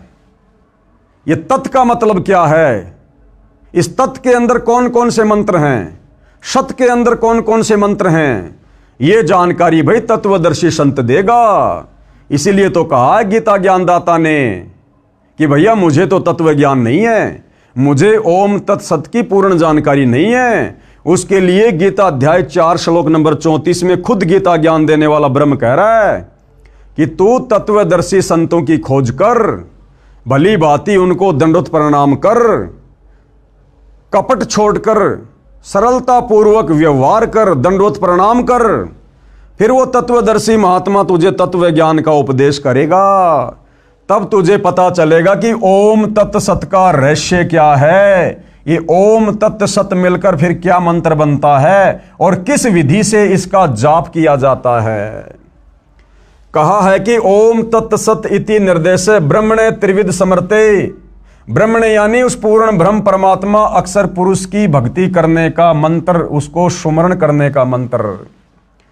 ब्रह्मणा तेन वेदा च यज्ञा च विहिता पुरा, अर्थात सच्चिदानंद घन ब्रह्म यानी परम अक्षर ब्रह्म की भक्ति का ओम तत् सत यह मंत्र है। इसका 3 विधि से सुमरण कहा है, यानी इसका 3 विधि से जाप होता है। अब वो जाप भाई और बहनों तत्वदर्शी संत ही बता सकता, धरती पर किसी और के पास नहीं है, केवल सतगुरु रामपाल जी ही बता सकते हैं। इसका 3 विधि से सुमरण होता है। सृष्टि के आदि में यानी सृष्टि की शुरुआत में यानी सतयुग के आदि शुरू में विद्वान पुरुष जो ज्ञान में अब गीता रूप में बता रहा हूं, इसी आधार से अपनी धार्मिक क्रिया किया करते थे। यानी सतयुग की शुरुआत में जो विद्वान पुरुष थे, जो भगत थे, साधक थे, ऋषि महात्मा थे, वो इन्हीं 3 मंत्रों का जाप किया करते थे, तत्वदर्शी संत से लेकर। और ये परम अक्षर ब्रह्म, ये सत्य पुरुष, ये कबीर परमात्मा चारों युगों में आते हैं, तत्वदर्शी संत की भूमिका करते हैं। कबीर परमात्मा जी अपनी वाणी में कहते हैं, सतयुग में सत सुकृत कह टेरा, और त्रेता नाम मुनिंदर मेरा, द्वापर में करुणा में कहाया, कलयुग में नाम कबीर धराया। कबीर जी कहते हैं कि मैं सतयुग में आता हूं इन्हीं 3 मंत्रों का रहस्य बताने, तत्वदर्शी संत बनकर। उस समय सतयुग में मेरा नाम होता है सत सुकृत ऋषि। सतयुग में सत सुकृत कह टेरा, यानी सत सुकृत ऋषि के नाम से जाना जाता हूं। और त्रेता नाम मुनिंदर मेरा, और फिर मैं त्रेता में आता हूं तत्वदर्शी संत बनकर, सबको ज्ञान समझाता हूं, इन्हीं 3 मंत्रों का ओम तत्सत का रहस्य बताता हूं। तो त्रेता युग में परमात्मा कह रहे हैं मेरा नाम रहता है मुनिंदर ऋषि, और द्वापर में फिर तत्वदर्शी संत बनकर आता हूं, इसी ज्ञान का प्रचार करता हूं, इन्हीं 3 मंत्रों का ओम तत्सत का रहस्य उजागर करता हूं। उस समय मेरा नाम रहता है करुणा में, और कलयुग में नाम कबीर धराया। और 650 साल पहले बनारस के काशी में स्वयं कबीर परमात्मा जी आए थे, और उन्होंने यही सारा ज्ञान अपने 64 लाख भक्तों को दिया था। तो भाइयों और बहनों, इन्हीं मंत्रों से हमारी मुक्ति होगी, और इन्हीं मंत्रों से हमें सतलोक प्राप्त होगा। और ये मंत्र किस विधि से जाप होंगे, इन मंत्रों के अंदर कंप्लीट मंत्र और क्या क्या हैं, ये तो खाली सांकेतिक हैं, कोड वर्ड में है, वो सारी जानकारी केवल तत्वदर्शी संत ही बताएगा, केवल सतगुरु रामपाल जी ही बता सकते हैं। इसका 3 विधि से स्मरण कहा है, यानी सुमरण जाप कहा है। सृष्टि के आदि में, यानी सतयुग के आदि यानी शुरू में विद्वान पुरुष जो ज्ञान मैं अब गीता रूप में बता रहा हूं, इसी आधार से अपनी धार्मिक क्रिया किया करते थे। उसी परमेश्वर ने वेद व यज्ञ तथा ब्राह्मणों की उत्पत्ति की, यानी यज्ञों धार्मिक अनुष्ठानों का यथार्थ ज्ञान यानी तत्व ज्ञान उस ब्रह्म ने, यानी सच्चिदानंद घन ब्रह्म ने बताया। यानी भक्ति में हर प्रकार से धर्म कर्म की जानकारी, यज्ञों की जानकारी, वह परम अक्षर ब्रह्म स्वयं ही हर युग में तत्वदर्शी संत की भूमिका निभाते हुए हम जीवों को बताते हैं। और जो इस आधार से भक्ति करता है, वही आत्मा यहां पर भक्ति के सर्व लाभ प्राप्त करता है, जिसका विशेष प्रमाण गीता अध्याय 4 श्लोक 32 में है। एवं बहुविधा यज्ञा वितता ब्रह्मणे मुखे, कर्म जान विदितान सर्वान एवं ज्ञात्वा विमोक्षे। अर्थात ब्रह्मणे यानी सच्चिदानंद घन ब्रह्म, यानी कबीर परमात्मा। सच्चिदानंद घन ब्रह्म का मतलब है कबीर जी, परम अक्षर ब्रह्म, उत्तम पुरुष। अर्थात सच्चिदानंद घन ब्रह्म यानी परम अक्षर ब्रह्म ने मुखे यानी अपने मुख कमल से जो वाणी बोली, उस वाणी में बहुत प्रकार के यज्ञ यानी धार्मिक अनुष्ठानों की जानकारी दी है। जो साधना बताई है वह कर्म करते करते की जा सकती है, यानी कार्य करते करते ये भक्ति की जा सकती है। इस भक्ति को करने के लिए जंगल में जाने की, गुफाओं में बैठने की, अन्य कोई हट करने की, तपस्या करने की, व्रत करने की, पैदल जाने की कोई आवश्यकता नहीं है। जो सत भक्ति परम अक्षर ब्रह्म तत्वदर्शी संत का रूप धारण करके हमें इस पृथ्वी पर बताते हैं, ये बहुत ही सरल और सहज भक्ति है। नाम उठत नाम बैठत नाम सोवत जाग बे, नाम खाते नाम पीते नाम शेती लाग बे। अपना कार्य करते करते हम ये भक्ति कर सकते हैं।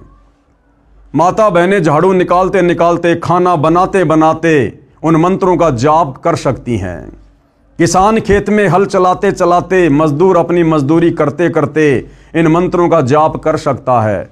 ड्राइवर गाड़ी चलाते चलाते इन मंत्रों का मन ही मन में जाप कर सकता है। ये इतनी आसान और इतनी सरल भक्ति है। ना इसमें विशेष कोई पहनावे की जरूरत है, ना विशेष कोई खान पान की जरूरत है, ना विशेष कोई आसन लगाने की जरूरत है। बहुत ही सहज भक्ति है। वह सूक्ष्म वेद यानी तत्व ज्ञान है, उसको जानकर तू कर्म बंधन से सर्वदा मुक्त हो जाएगा, यानी पूर्ण मोक्ष प्राप्त करेगा। यानी इस 21 ब्रह्मांड के स्वामी काल ब्रह्म ने हमारे ऊपर जो दुनिया भर के ये कर्म बंधन लगा रखे हैं, हमें इन कर्मों के बंधनों में जकड़ रखा है। इस भक्ति के करने से ही हम इस काल के द्वारा लगाए गए कर्म बंधनों से सर्वदा मुक्त हो सकते हैं। अन्य जितनी भी साधनाएं संसार में प्रचलित हैं, उन साधनाओं से हम उल्टा कर्म बंधनों में जकड़े जाएंगे। सावधान, पूज्य गुरुदेव भगवान हमें सावधान कर रहे हैं कि भाई सावधान रहना। गीता अध्याय 4 श्लोक 32 में ब्रह्मण्य शब्द है, इसका अर्थ मेरे अतिरिक्त यानी सतगुरु रामपाल जी के अतिरिक्त सभी गीता जी के अनुवादकों ने गलत किया है। ब्रह्मण्य का अर्थ वेद किया है, यानी गीता का अनुवाद करने वाले सभी अनुवादकों ने इस ब्रह्मण्य शब्द का अर्थ किया है वेद, जबकि ब्रह्मण्य शब्द का अर्थ होता है सच्चिदानंद घन ब्रह्म। जबकि इन्हीं अनुवादकों ने गीता अध्याय 17 श्लोक 23 में ब्रह्मण्य शब्द का अर्थ सच्चिदानंद घन ब्रह्म यानी परम अक्षर ब्रह्म किया है, जो सही है। यानी 17 के 23 में तो इन्होंने सही अर्थ कर दिया और बाकी जगह इन अनुवादकों ने ब्रह्मण्य शब्द का गलत अर्थ कर दिया, जिससे श्लोक का अर्थ अनर्थ हो गया। इससे सिद्ध हुआ कि सूक्ष्म वेद यानी संपूर्ण अध्यात्म ज्ञान, जिसे तत्व ज्ञान कहा जाता है, वह परम अक्षर ब्रह्म ने कहा है और वर्तमान में वह तत्व ज्ञान सतगुरु रामपाल जी कह रहे हैं। ध्यान रहे, गीता ज्ञान देने वाले को उस तत्व ज्ञान की जानकारी नहीं है। अब बताओ, जब गीता का ज्ञान देने वाले इस ब्रह्म को भी तत्व ज्ञान की जानकारी नहीं है, बाकी 21 ब्रह्मांड में भाई फिर दुर्गा इस काल के नीचे है, उसको कहां से तत्व ज्ञान होगा? दुर्गा से उत्पन्न तीनों उसके पुत्र ब्रह्मा विष्णु महेश, उनको कहां से तत्व ज्ञान होगा? ब्रह्मा जी से 4 वेद लेकर मनु ने आगे समाज में उतार दिए, बताओ फिर मनु को कहां से तत्व ज्ञान हो जाएगा? फिर ये वर्तमान के आचार्य शंकराचार्य संत महंत कथावाचक जिन्होंने धर्म को धंधे में तब्दील कर दिया, भला फिर इनको कहां से तत्व ज्ञान हो जाएगा? तो भाइयों और बहनों, विचारणीय विषय है। जो तत्व ज्ञान 21 ब्रह्मांड के नकली भगवान इस काल ब्रह्म को जो गीता का ज्ञान दे रहा है, इसको भी नहीं है, तो फिर सतगुरु रामपाल जी कौन है जो तत्व ज्ञान दे रहे हैं इसी के 21 ब्रह्मांड में आकर? ये स्वयं परम अक्षर ब्रह्म है, सत्य पुरुष है, सच्चिदानंद घन ब्रह्म है, कबीर देव है, जो तत्वदर्शी संत की भूमिका में आज हमारे समक्ष प्रकट हैं। भाई मौका है, फायदा उठाया जाए तो उठा लेना। ध्यान रहे, गीता ज्ञान देने वाले को उस तत्व ज्ञान की जानकारी नहीं है, इसीलिए तो गीता अध्याय 4 श्लोक 34 में किसी तत्वदर्शी संत से जानने को कहा है। अगर गीता के ज्ञान देने वाले ब्रह्म को तत्व ज्ञान होता तो गीता अध्याय 4 श्लोक नंबर 34 में अर्जुन को यह नहीं कहता कि अर्जुन उस तत्व ज्ञान की जानकारी के लिए तो किसी तत्वदर्शी संत की खोज कर ले। अगर इसको खुद को तत्व ज्ञान होता, एक श्लोक और बोल देता। कौन सा स्याही कम पड़ रही थी, कौन सा जो है कागज की कमी पड़ रही थी, लेकिन इसके पास भी वो कंप्लीट तत्व ज्ञान नहीं है। इसीलिए तो तत्वदर्शी संत की शरण में जाने के लिए अर्जुन को कह रहा है। इसीलिए तो गीता अध्याय 4 श्लोक 34 में किसी तत्वदर्शी संत से जानने को कहा है। सूक्ष्म वेद मुझ दास यानी रामपाल दास के पास है। ये तत्व ज्ञान, ये 5वें वेद का ज्ञान केवल वर्तमान में पृथ्वी पर एकमात्र तत्वदर्शी संत सतगुरु रामपाल जी के पास है, जिसमें लिखा है कि परम अक्षर ब्रह्म यानी सत्य पुरुष ने यह तत्व ज्ञान सूक्ष्म वेद यानी गीता ज्ञान दाता क्षर पुरुष यानी क्षर ब्रह्म, जिसे काल ब्रह्म भी कहा जाता है, के अंतःकरण यानी आत्मा में भेजा था, ईमेल किया था। भाइयों और बहनों, आध्यात्मिक साइंस सबसे सुप्रीम साइंस है। हमारी यहाँ की साइंस तो 3rd ग्रेड की है। यहाँ की साइंस से लाखों गुना उत्तम साइंस तो देवताओं की है, और देवताओं से भी अरबों खरबों ज्यादा उत्तम साइंस बढ़िया परम अक्षर ब्रह्म की है, सतलोक में है। तो परमेश्वर ने जब इस काल ब्रह्म को दुर्गा समेत और हम सभी आत्माओं समेत सतलोक से निष्कासित कर दिया था 21 ब्रह्मांडों सहित, उसके बाद परमेश्वर जी ने ये सूक्ष्म वेद वाला ज्ञान इस काल ब्रह्म ज्योति निरंजन के अंतःकरण में डाल दिया था। अंतःकरण में एक आध्यात्मिक साइंस है भाइयों और बहनों, धीरे धीरे समझ में आएगी जब हम सतगुरु रामपाल जी के सत्संग सुनना शुरू करेंगे। दास ने आपको पिछले वीडियो में बताया था कि जब इस काल ब्रह्म ने उस ज्ञान को देखा पढ़ा तो इसको चिंता हो गई कि इसमें तो मेरी सारी सच्चाई बोल रखी है। अगर ये सच्चाई नीचे 21 ब्रह्मांड के इन प्राणियों को पता चल गई तो भैया कोई भी मेरी भक्ति नहीं करेगा, और फिर मैं खाऊंगा क्या, मेरे भोजन का क्या होगा। क्योंकि इसको श्राप लगा हुआ है परम अक्षर ब्रह्म की तरफ से, जो गलती इसने सतलोक में की थी कि तू प्रतिदिन 1 लाख मानव शरीरधारी स्त्री पुरुषों के सूक्ष्म शरीर की वासना खाएगा, उनका मैल खाएगा, वो गंदगी खाएगा।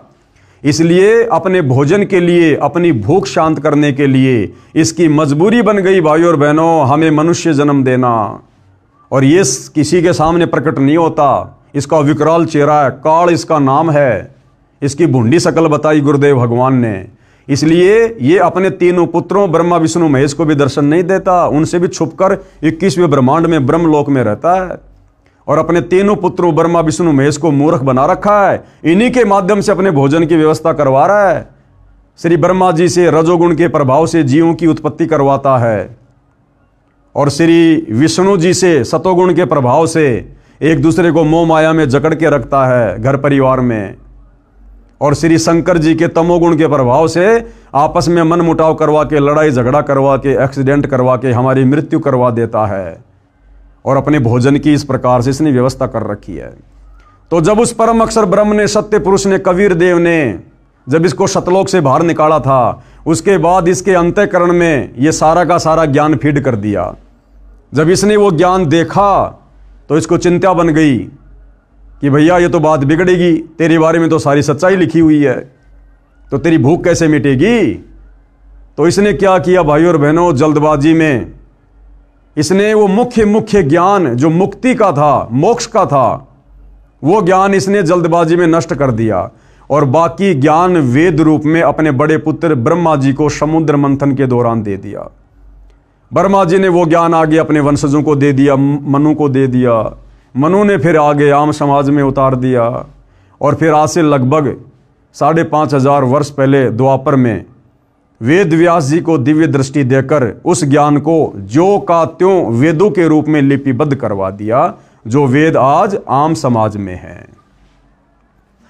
तो गुरुदेव भगवान क्या कह रहे हैं कि वो सूक्ष्म वेद वाला ज्ञान, जो ज्ञान इन चारों वेदों में नहीं है, जिस ज्ञान को इस काल ब्रह्म ने नष्ट कर दिया था, वो सूक्ष्म ज्ञान देने के लिए वो परम अक्षर ब्रह्म, वो कबीर परमात्मा फिर सतलोक से चलकर स्वयं धरती पर तत्वदर्शी संत के रूप में प्रकट होता है। इसलिए कहा है कि 21 ब्रह्मांड में किसी के पास वो मुक्ति का ज्ञान नहीं है, मुक्ति का मार्ग नहीं है, तत्व ज्ञान नहीं है। अब सतगुरु रामपाल जी क्या कह रहे हैं कि सूक्ष्म वेद मुझदास रामपाल दास के पास है। तो भाई और बहनों आप विचार कर लेना सतगुरु रामपाल जी कौन है जिनके पास सूक्ष्म वेद है, सूक्ष्म ज्ञान है। ये स्वयं परम अक्षर ब्रह्म है, जिसमें लिखा है कि परम अक्षर ब्रह्म यानी सत्य पुरुष ने यह तत्व ज्ञान सूक्ष्म वेद गीता ज्ञान दाता क्षर पुरुष, इस काल को क्षर पुरुष भी कहते हैं। क्षर का मतलब होता है नासवान, जिसकी जन्म और मृत्यु होती है। क्षर पुरुष यानी क्षर ब्रह्म, जिसे काल ब्रह्म भी कहा जाता है, इसके अंतःकरण में, इसकी आत्मा में भेजा था, ईमेल किया था, उसने अपने श्वासों द्वारा बाहर निकाल कर पढ़ा।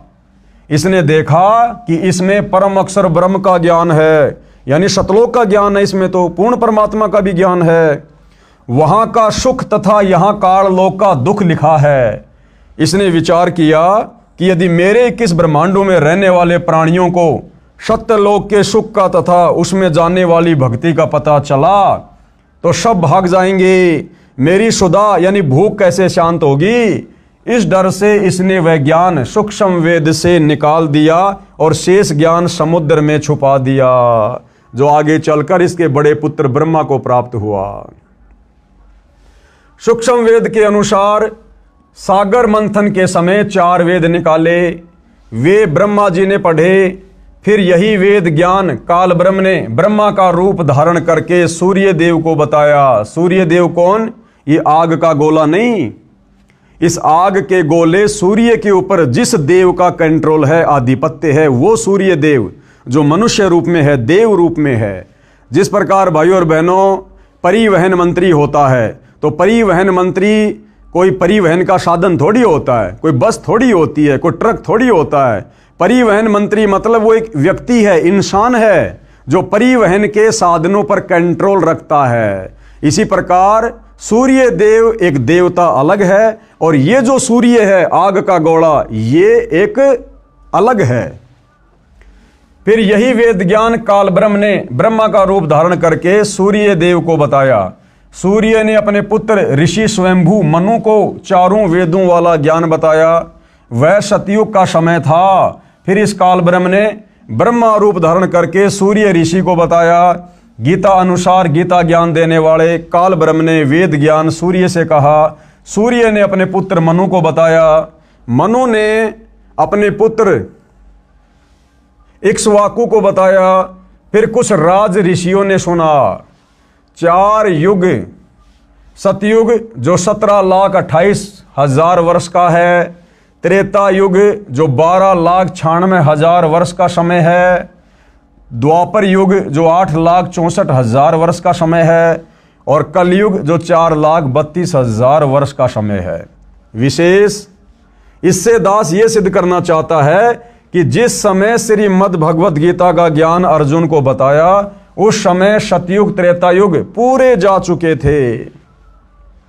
यानी भाइयों और बहनों, जिस समय इस काल ब्रह्म ने महाभारत के युद्ध में, कुरुक्षेत्र के मैदान में ये गीता जी का ज्ञान बोला था, उससे पहले तो सतयुग 39 लाख वर्ष बीत चुका था। और ये ज्ञान भाइयों और बहनों सतयुग में 1 लाख वर्ष के बाद धीरे धीरे नष्ट होना शुरू हो गया था ये वेद ज्ञान। अब ये बीच में कितना गैप हो गया, लगभग 38 लाख वर्ष तक दुनिया वेदों के अनुसार नहीं बल्कि मनमाना आचरण करती हुई आ रही है।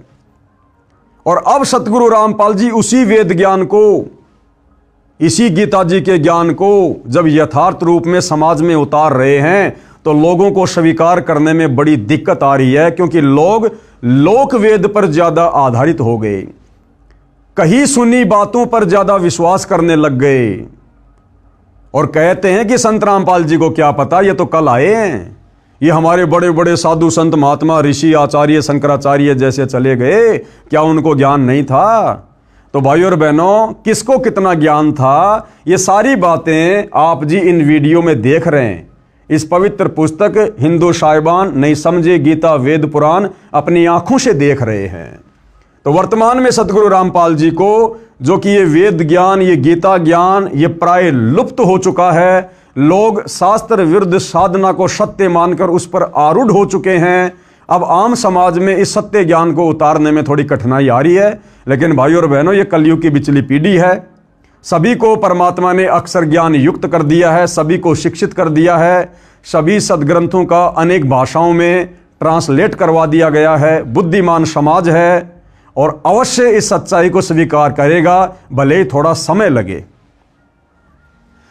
इससे दास ये सिद्ध करना चाहता है कि जिस समय श्रीमद् भगवत गीता का ज्ञान अर्जुन को बताया, यानी लगभग 5,500 वर्ष पहले द्वापर में, उस समय सतयुग त्रेतायुग पूरे जा चुके थे तथा द्वापर युग मात्र 100 वर्ष शेष था। वेद ज्ञान काल ब्रह्म ने सूर्य देव को दिया। सूर्य ने अपने पुत्र वैश्वत मनु जी को सतयुग के प्रारंभ में दिया। उस समय पुराणों की रचना नहीं हुई थी, केवल वेदों के ज्ञान के आधार से ऋषिजन साधना करते थे, जिसका प्रमाण गीता अध्याय 17 श्लोक 23 में भी है। कहा है कि सच्चिदानंद घन ब्रह्म के सुमरण का ओम तत्सत 3 मंत्र का जाप है, जो 3 प्रकार से किया जाता है। सृष्टि की आदि में यानी सतयुग की शुरुआत में ब्राह्मण यानी विद्वान भगतजन इसी ज्ञान के अनुसार यज्ञ आदि अनुष्ठान किया करते थे। कृपया ध्यान दें, गीता का ज्ञान वेद ज्ञान से सतयुग के शुरू में ब्रह्मा व मनु को मिला था। उससे 38,87,900 वर्ष पश्चात कहा गया है। यानी भाइयों और बहनों, जो वेद ज्ञान सतयुग की शुरुआत में भगत जन उस वेद ज्ञान के अनुसार भक्ति किया करते थे, वो वेद ज्ञान फिर सतयुग के बाद यानी 38,87,900 साल के बाद अब महाभारत के युद्ध में, कुरुक्षेत्र के मैदान में फिर से गीता जी के रूप में बोला गया। इतने वर्षों के बाद उसे 38,87,900 वर्ष पश्चात कहा गया है, जो लगभग 1,00,000 वर्ष तक यथारूप में रहा सतयुग की शुरुआत में। उसके पश्चात मनमाना आचरण प्रारंभ हो गया था। प्रमाण आगे बताया है। यह भी याद रखें कि गीता अध्याय 4 श्लोक 1 और 2 में गीता ज्ञानदाता ने यानी काल ब्रह्म ने कहा है कि हे अर्जुन, ये अविनाशी योग यानी यह है अविनाशी भक्ति जो जीव को भी अविनाशी बना दे, शाश्वत स्थान सतलोक में बैठा दे। यह अविनाशी योग यानी यथार्थ भक्ति की जानकारी वाला ज्ञान अर्थात वेद ज्ञान मैंने सूर्य से कहा था सतयुग में। सूर्य ने अपने पुत्र मनु से कहा सतयुग में। मनु ने अपने पुत्र इक्ष्वाकु राजा से कहा सतयुग में। उसके बाद ये ज्ञान राज ऋषियों ने परंपरा से जाना, यानी फिर इसमें मिलावट होती चली गई, किंतु बाद में वह योग यानी भक्ति का ज्ञान नष्ट यानी नष्ट हो गया था। यानी ये तत्व ज्ञान, ये वास्तविक वेद वाला ज्ञान है। सतयुग में केवल शुरुआत में 1,00,000 वर्ष तक ठीक ठाक चला। उसके बाद इस ज्ञान में मिलावट होनी शुरू हो गई, इस भक्ति में मिलावट होनी शुरू हो गई। और उस वेद ज्ञान को जो सतयुग में शुरुआत में 1,00,000 वर्ष तक सही चला था, फिर उस ज्ञान को दोबारा से गीता ज्ञान के रूप में द्वापर युग के लास्ट में बोला गया काल ब्रह्म के द्वारा। यानी 38,87,900 साल बाद वही वास्तविक वेद ज्ञान दोबारा महाभारत के युद्ध में कुरुक्षेत्र के मैदान में बोला गया। इस बीच भाई और बहनों 38,00,000 वर्ष तक ये दुनिया शास्त्र विरुद्ध साधना करती आ रही है, वेद ज्ञान के विरुद्ध साधना करती हुई आ रही है। और अब इस ज्ञान को, इस गीता वाले ज्ञान को भी काल प्रेरणा से नकली संतों ने, महर्षियों ने, शंकराचार्यों ने उलझ पुलझ कर दिया है। और अब सतगुरु रामपाल जी उस यथार्थ ज्ञान को, वेदों वाले ज्ञान को, वेदों से ऊपर सूक्ष्म वेद वाले ज्ञान को जब आम समाज में उतारना चाह रहे हैं, तो आत्माएं इतना जल्दी स्वीकार करने को तैयार नहीं हो रही हैं। क्योंकि हमारे साधु संत महात्माओं ने, हमारे धर्मगुरुओं ने हमारे हृदय में लाखों वर्षों से झूठ बोल बोल कर, शास्त्र विरुद्ध ज्ञान दे देकर अज्ञान ठोक दिया। अज्ञान, अब इस अज्ञान को निकालने में भाई और बहनों परमात्मा को थोड़ा समय लग रहा है, लेकिन ये उनके द्वारा निर्धारित किया गया भक्ति का ठीक समय है। कलयुग की बिचली पीढ़ी है।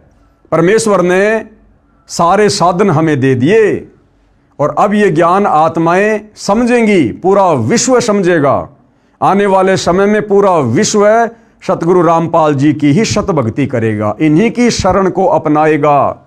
अन्यथा लोग बहुत ज्यादा दुखी हो जाएंगे, परेशान हो जाएंगे और अंत में दुखी होकर सतगुरु रामपाल जी की शरण में आने के अलावा दूसरा कोई ऑप्शन पृथ्वी पर किसी के पास नहीं रहेगा। लेकिन जो ज्ञान को आधार बनाकर समय रहते ज्ञान को स्वीकार कर लेंगे तो अच्छा है। अन्यथा भाई और बहनों आप युग परिवर्तन के दौर में जी रहे हैं। 2028 फिक्स है, तबाही मचेगी।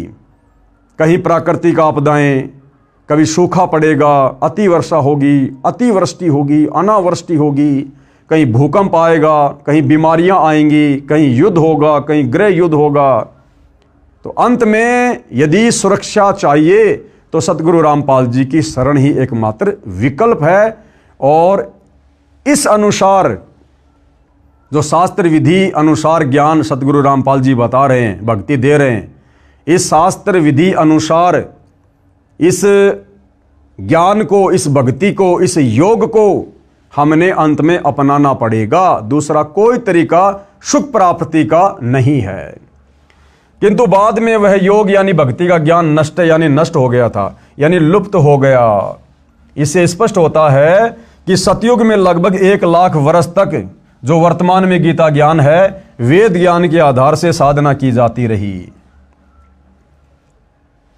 उसके पश्चात मनमाना आचरण शुरू हो गया था, क्योंकि राजा इक्ष्वाकु का परपौत्र नाभि राज हुआ, जो कि अयोध्या का राजा था, तथा अंतिम कुलकर यानी कुल की मर्यादा का पालन करने वाला अर्थात वेद ज्ञान अनुसार साधक था। यानी सतयुग की शुरुआत में अयोध्या का राजा नाभिराज, जिसने लगभग 1 लाख वर्ष तक अयोध्या में राज किया, तो नाभिराज तक तो भाई और बहनों ये वेद ज्ञान था, वेद ज्ञान अनुसार भक्ति होती थी। नाभिराज के बाद में अयोध्या की गद्दी पर बैठा उसका बेटा ऋषभदेव। ऋषभदेव जैन धर्म के लोग जिसे अपना प्रथम तीर्थकर मानते हैं, जैन धर्म का उत्पत्ति कर्ता मानते हैं। तो नाभिराज के बाद सतयुग में अयोध्या का राजा बना ऋषभदेव, और उस ऋषभदेव ने भाई और बहनों फिर मनमाना आचरण करना शुरू कर दिया था। उसने फिर भूखा रहकर साधना करना, व्रत करना, मुंह में पत्थर लेकर साधना करना, नंगा रहकर जंगल में जाकर साधना करना, उसने फिर इस वेद ज्ञान के विपरीत साधना शुरू कर दी थी।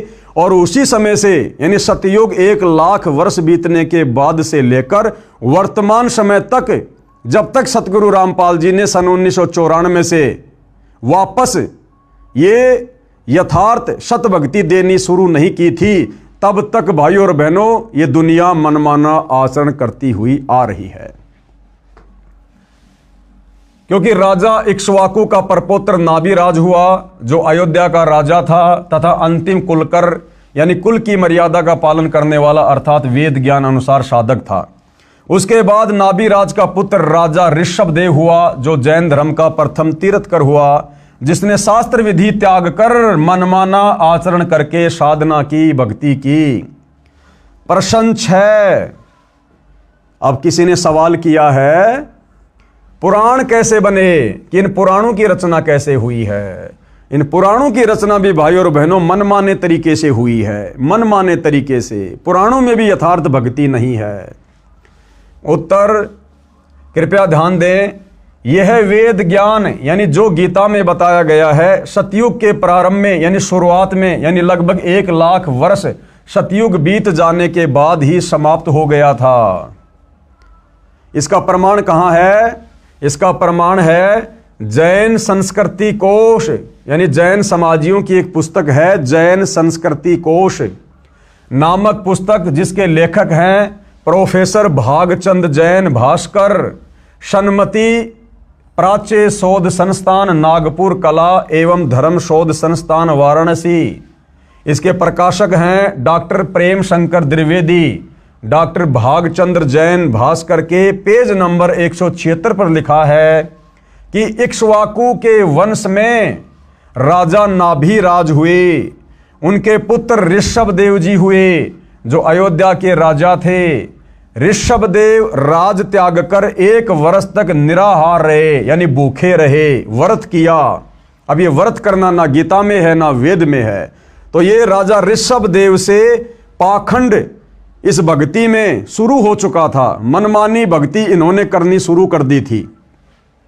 यानी कुछ नहीं खाया, फिर जंगल में चले गए, 1000 वर्ष तक घोर तप किया। अब ये घोर तप करना ना गीता में लिखा है ना वेदों में। गीता जी तो मना कर रही है कि जो साधक तप करते हैं वो शरीर में विराजमान परमात्मा को और शरीर के कमल चक्रों में विराजमान देवताओं को भी दुखी करते हैं, वो तो राक्षस स्वभाव के जान, और उनको तो मैं घोर नरक में डालता हूं। अब बताओ, सतयुग में राजा ऋषभदेव ने उस समय यह तप करना शुरू कर दिया था, वेद विरुद्ध साधना। 1000 वर्ष तक घोर तप किया, जो जैन धर्म के प्रथम तीर्थकर हुए। इसके पश्चात धर्म देशना यानी नाम दीक्षा देने लगे, मनमुखी रूप से नाम देने लगे।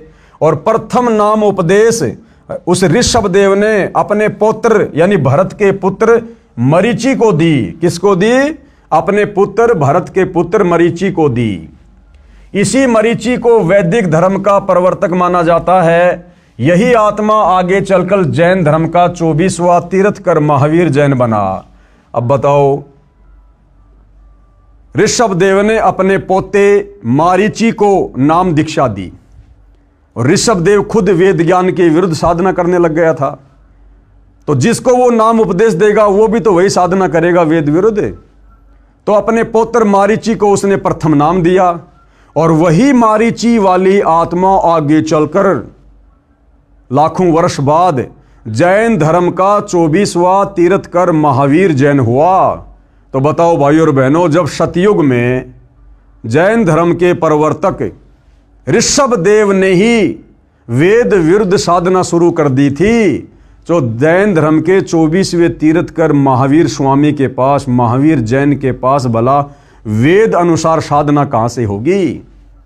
और जब आप पढ़ेंगे जैन समाज की पुस्तक आओ जैन धर्म को जाने, उसमें साफ साफ लिखा है कि महावीर जैन ने अपने जीवन काल में 363 पाखंड मत चलाए। यानी बहुत सारे पाखंड मत तो ऋषभदेव जी ने शुरू कर दिए थे, और फिर महावीर जैन ने भी कमी नहीं छोड़ी, 363 पाखंड मत चला के चला गया। नंगा रहना, मुंह पे पट्टी बांधना, प्याज लहसुन नहीं खाना, सूर्य अस्त होने से पहले भोजन कर लेना, दुनिया भर के पाखंड मत चला के निकल पड़ा। यही आत्मा आगे चलकर, कौन सी आत्मा? मारीची वाली आत्मा, जिसने ऋषभदेव से यानी अपने दादाजी से नाम उपदेश लिया था। यही आत्मा आगे चलकर जैन धर्म का 24वां तीर्थकर महावीर जैन बना। जिस साधना को श्री ऋषभदेव जी करते थे वही साधना अपने प्रथम शिष्य मरीची को दी। आगे पढ़ोगे, मरीची यानी महावीर जैन की दुर्गति का प्रमाण है। और ऋषभदेव के द्वारा बताई गई शास्त्र विरुद्ध साधना करने से उस मारीची वाले जीव की क्या क्या दुर्गति हुई, फिर कैसे कैसे उसने जीवन भोगे। आगे पढ़ोगे, मारीची यानी महावीर जैन की दुर्गति का प्रमाण है। इसे स्पष्ट है कि मनु के पुत्र इक्ष्वाकु, इक्ष्वाकु के परपोत्र नाभिराज, नाभिराज के पुत्र ऋषभदेव, ऋषभदेव जी ने सब साधना वेद विरुद्ध की, यानी वेद ज्ञान की कमी स्पष्ट है। गीता चारों वेदों का सार है। गीता अध्याय 17 श्लोक 1 और 6 में घोर तप को मनमाना शास्त्र विरुद्ध साधना कहा है।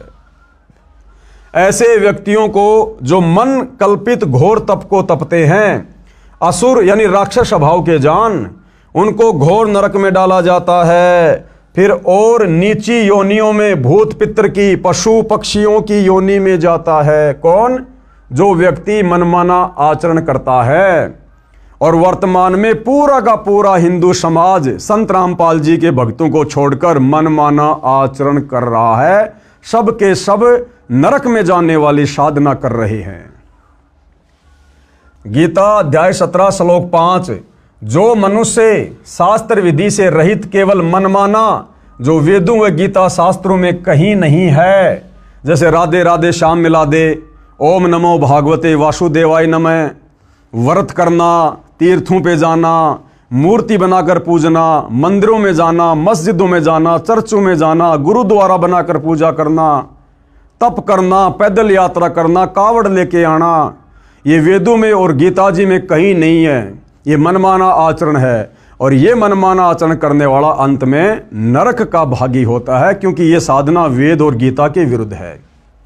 गीता अध्याय 17 श्लोक 5, जो मनुष्य शास्त्र विधि से रहित केवल मनमाना, जो वेदों व गीता शास्त्रों में नहीं कहा है, उस घोर तप को तपते हैं तथा दंभ और अहंकार से युक्त कामना, आसक्ति, बल के अभिमान से भी युक्त हैं। यानी अहंकार भी है, मान बढ़ाई भी है, दिखावा भी है। गीता अध्याय 17 श्लोक 6, शरीर रूप से स्थित भूत समुदाय को, शरीर में असंख्यों सूक्ष्म जीव हैं, उन प्राणियों को और अंतःकरण में स्थित मुझको दुखी करने वाले यानी अधिक कष्ट देने वाले हैं, उन अज्ञानियों को तू आसुर यानी राक्षस स्वभाव वाले जान। यानी जो व्यक्ति वेद और गीता विरुद्ध साधना करता है, जो व्यक्ति तत्वदर्शी संत की शरण में आकर शास्त्र अनुकूल सत भक्ति नहीं करता, भाई गीता ज्ञानदाता कह रहा है कि वो तो राक्षस स्वभाव को धारण किया हुआ मनुष्य में नीच व्यक्ति है, उसको तो मैं घोर नरक में डालूंगा। तो आज सतगुरु रामपाल जी के पंथ में उनके भक्तों को छोड़कर 99.99% हिंदू समाज, मुसलमान समाज, सिख समाज, ईसाई समाज, पूरे विश्व के प्राणी शास्त्र विरुद्ध, वेद विरुद्ध, गीता विरुद्ध मनमाना आचरण, मनमानी भक्ति कर रहे हैं। देख लेना भैया क्या बनेगी। ऋषियों ने मनमाना आचरण तथा कुछ वेद के आधार से ओम नाम का जाप किया तथा हठ योग, घोर तप किया, समाधियां लगाई, अपनी अपनी साधना का अनुभव बताना शुरू किया, शिष्य बनाने लगे। उनको जो ज्ञान ब्रह्मा जी से सुना था वह तथा कुछ अपना अनुभव हुआ, उसको मिलाकर पुराणों की रचना की। इस प्रकार से भाई और बहनों ये 18 पुराणों की रचना हुई है। ये वेद अनुसार साधना तो सतयुग की शुरुआत में नष्ट हो गई थी। उसके बाद में सुना सुनाया ज्ञान और मनमानी भक्ति आगे चलने लगी।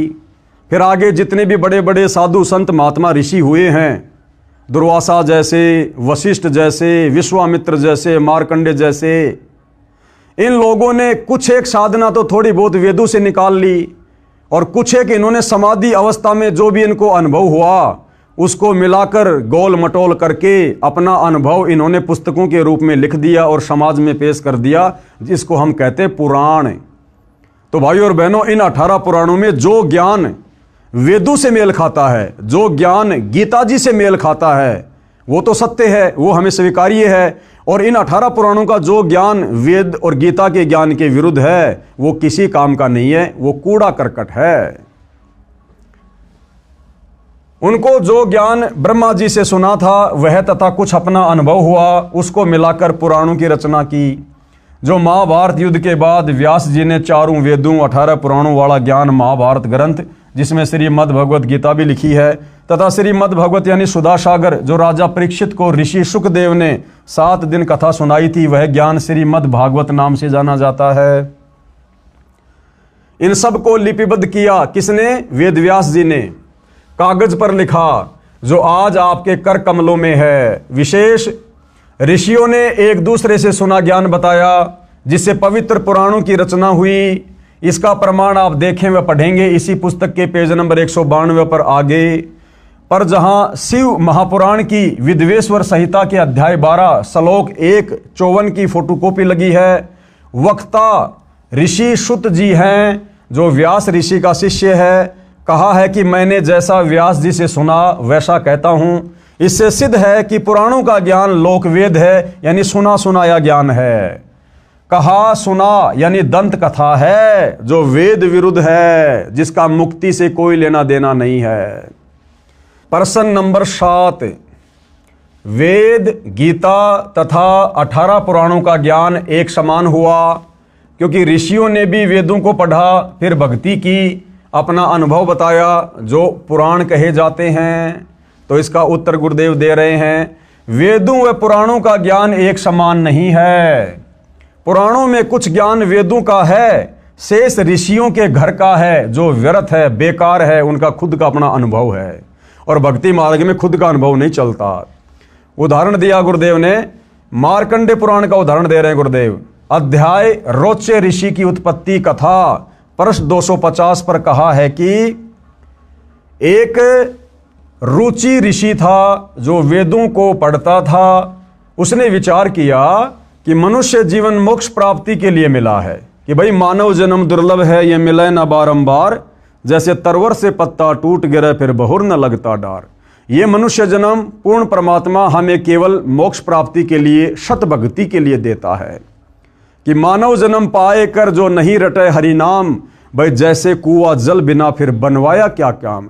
तो रोचे ऋषि को इस बात का ज्ञान था कि ये जो मनुष्य शरीर है, ये केवल पूर्ण परमात्मा की सच्चे तत्वदर्शी संत से सत भक्ति लेकर मोक्ष करवाने के लिए मिलता है, कि मनुष्य जीवन मोक्ष प्राप्ति के लिए मिला है।